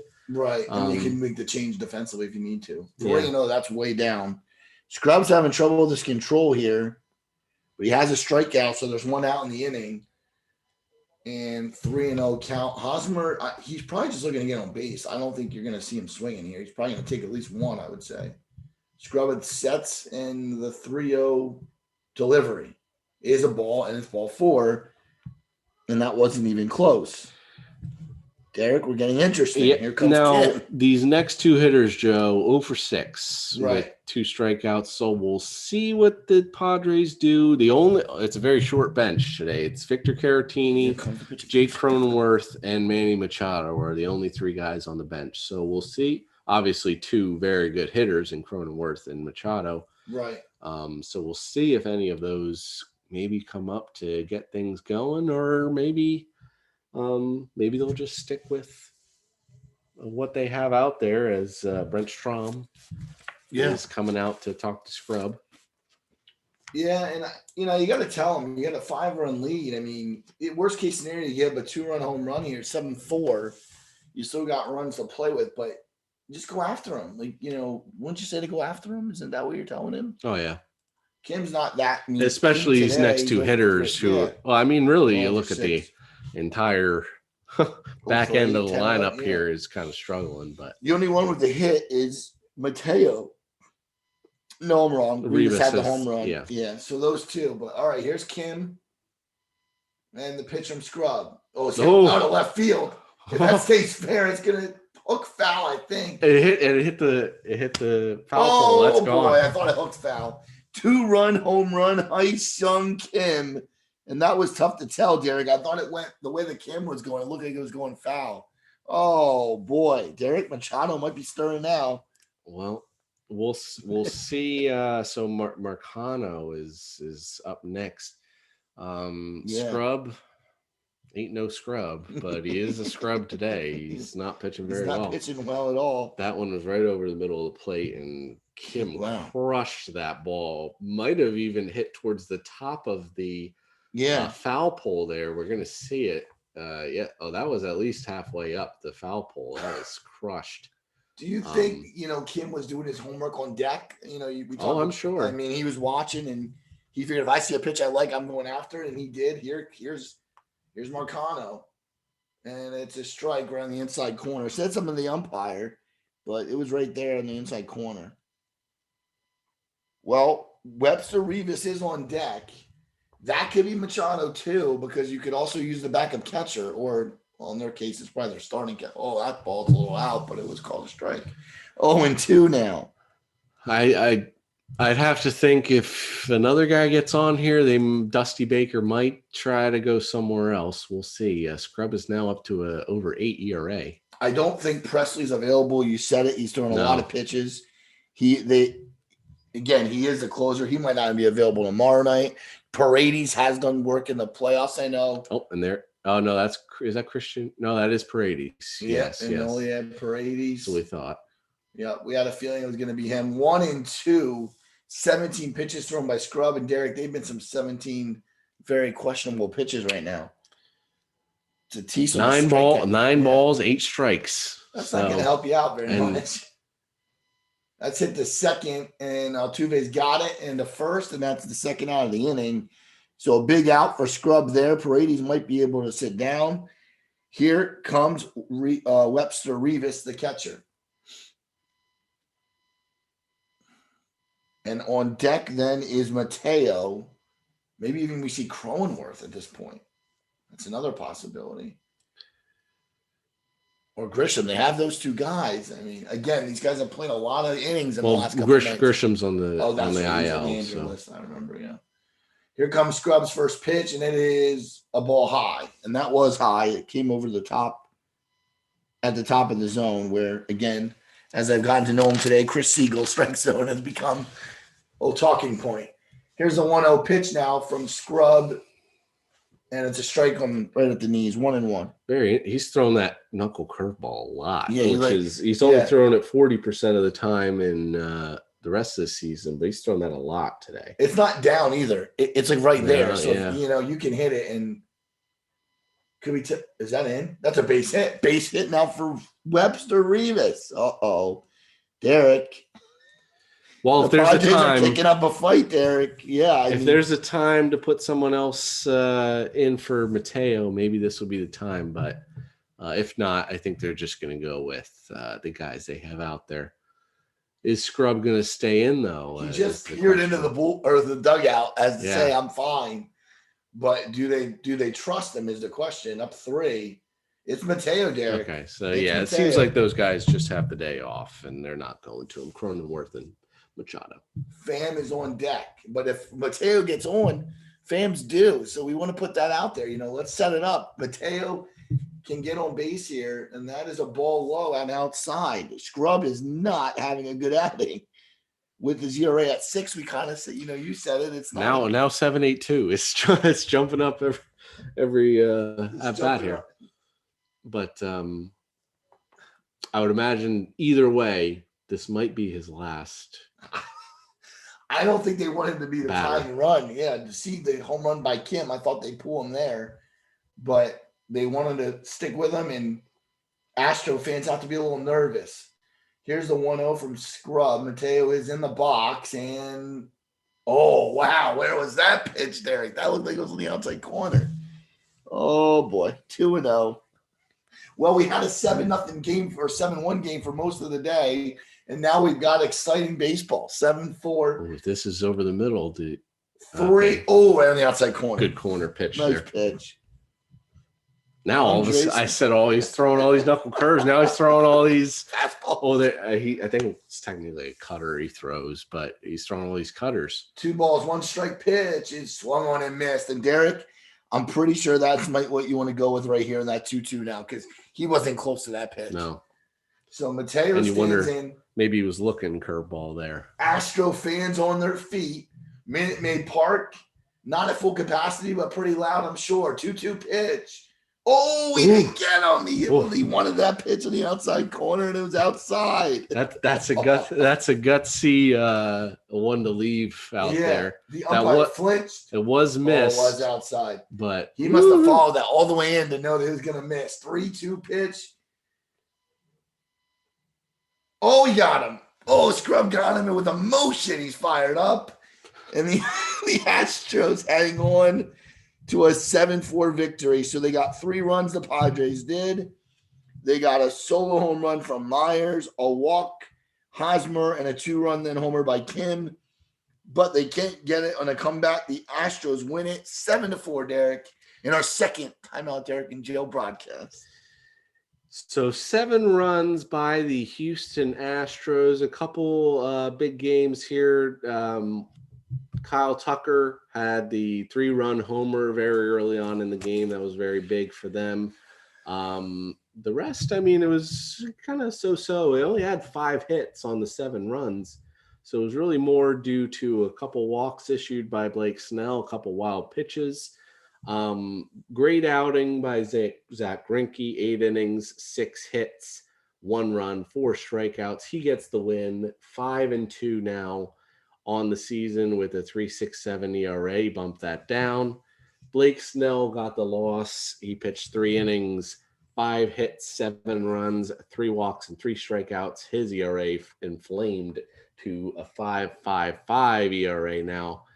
Joe, let's not forget to throw out Joe Musgrove threw 5 innings of no-hit relief pitching. So he did a great job coming in. Unfortunately, the bats couldn't quite get it going. Kim with that 2-run homer, and Rivas with a solo home run, and Myers with a solo home run on the loss. Final line for the San Diego Padres: 4 runs, 9 hits, and 0 errors. Houston had 7 runs on 5 hits and no errors. Cranky with the win, Snell with the loss. Joe, that was a great, pretty, actually came down to the wire there. Exciting game, but Houston goes to 28-24, and San Diego down to 34-20. Joe, before we get going, how about you sign us off with some final thoughts? Sure. I believe that it was a kind of a lackluster early, couple innings. We saw some home runs though, and then a great ending to what we thought we could see a nice pinch hit or just a couple different scenarios we were going through. Please spread the word though of our broadcast. This is our second one, so thanks for joining us. The people that did, really appreciate that. But spread the word. Tell your friends. Tell your family. We do I think about like 15 to 20 shows a month, so we really do twice a week. So we appreciate the support we're getting, but we need more and we want more. So keep on liking and commenting in our group page and all that. So we'll be coming back with 2 more this coming week, or I should say 1 more, and then we'll do 2 more the following week, something like that. But definitely be on the lookout for our shows.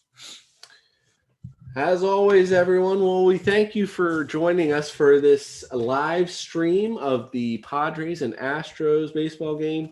This was, I don't even know what the date is today. It's the 30th. The 30th of May. So we appreciate everyone who jumped on the stream. If you missed it, please feel free. Follow us subscribe on YouTube, follow us on Twitter, follow us on Facebook group. We're always going to let you know when we're doing another stream in case you missed it live. But we appreciate those who jumped on with us and watched this whole time. Thank you very much for watching. But you know the drill, everyone. YouTube, Twitter, follow us out there as well. And don't forget to listen if you just like to listen as well. I don't think we'll put these out. Maybe I will. We'll see what happens. But we're out on all podcast platforms as well. As always, everyone, thank you for taking time out of your day to spend some time with us here at Timeout. For Joe Azzelina, I'm Derek Cano. Stay safe. Take care.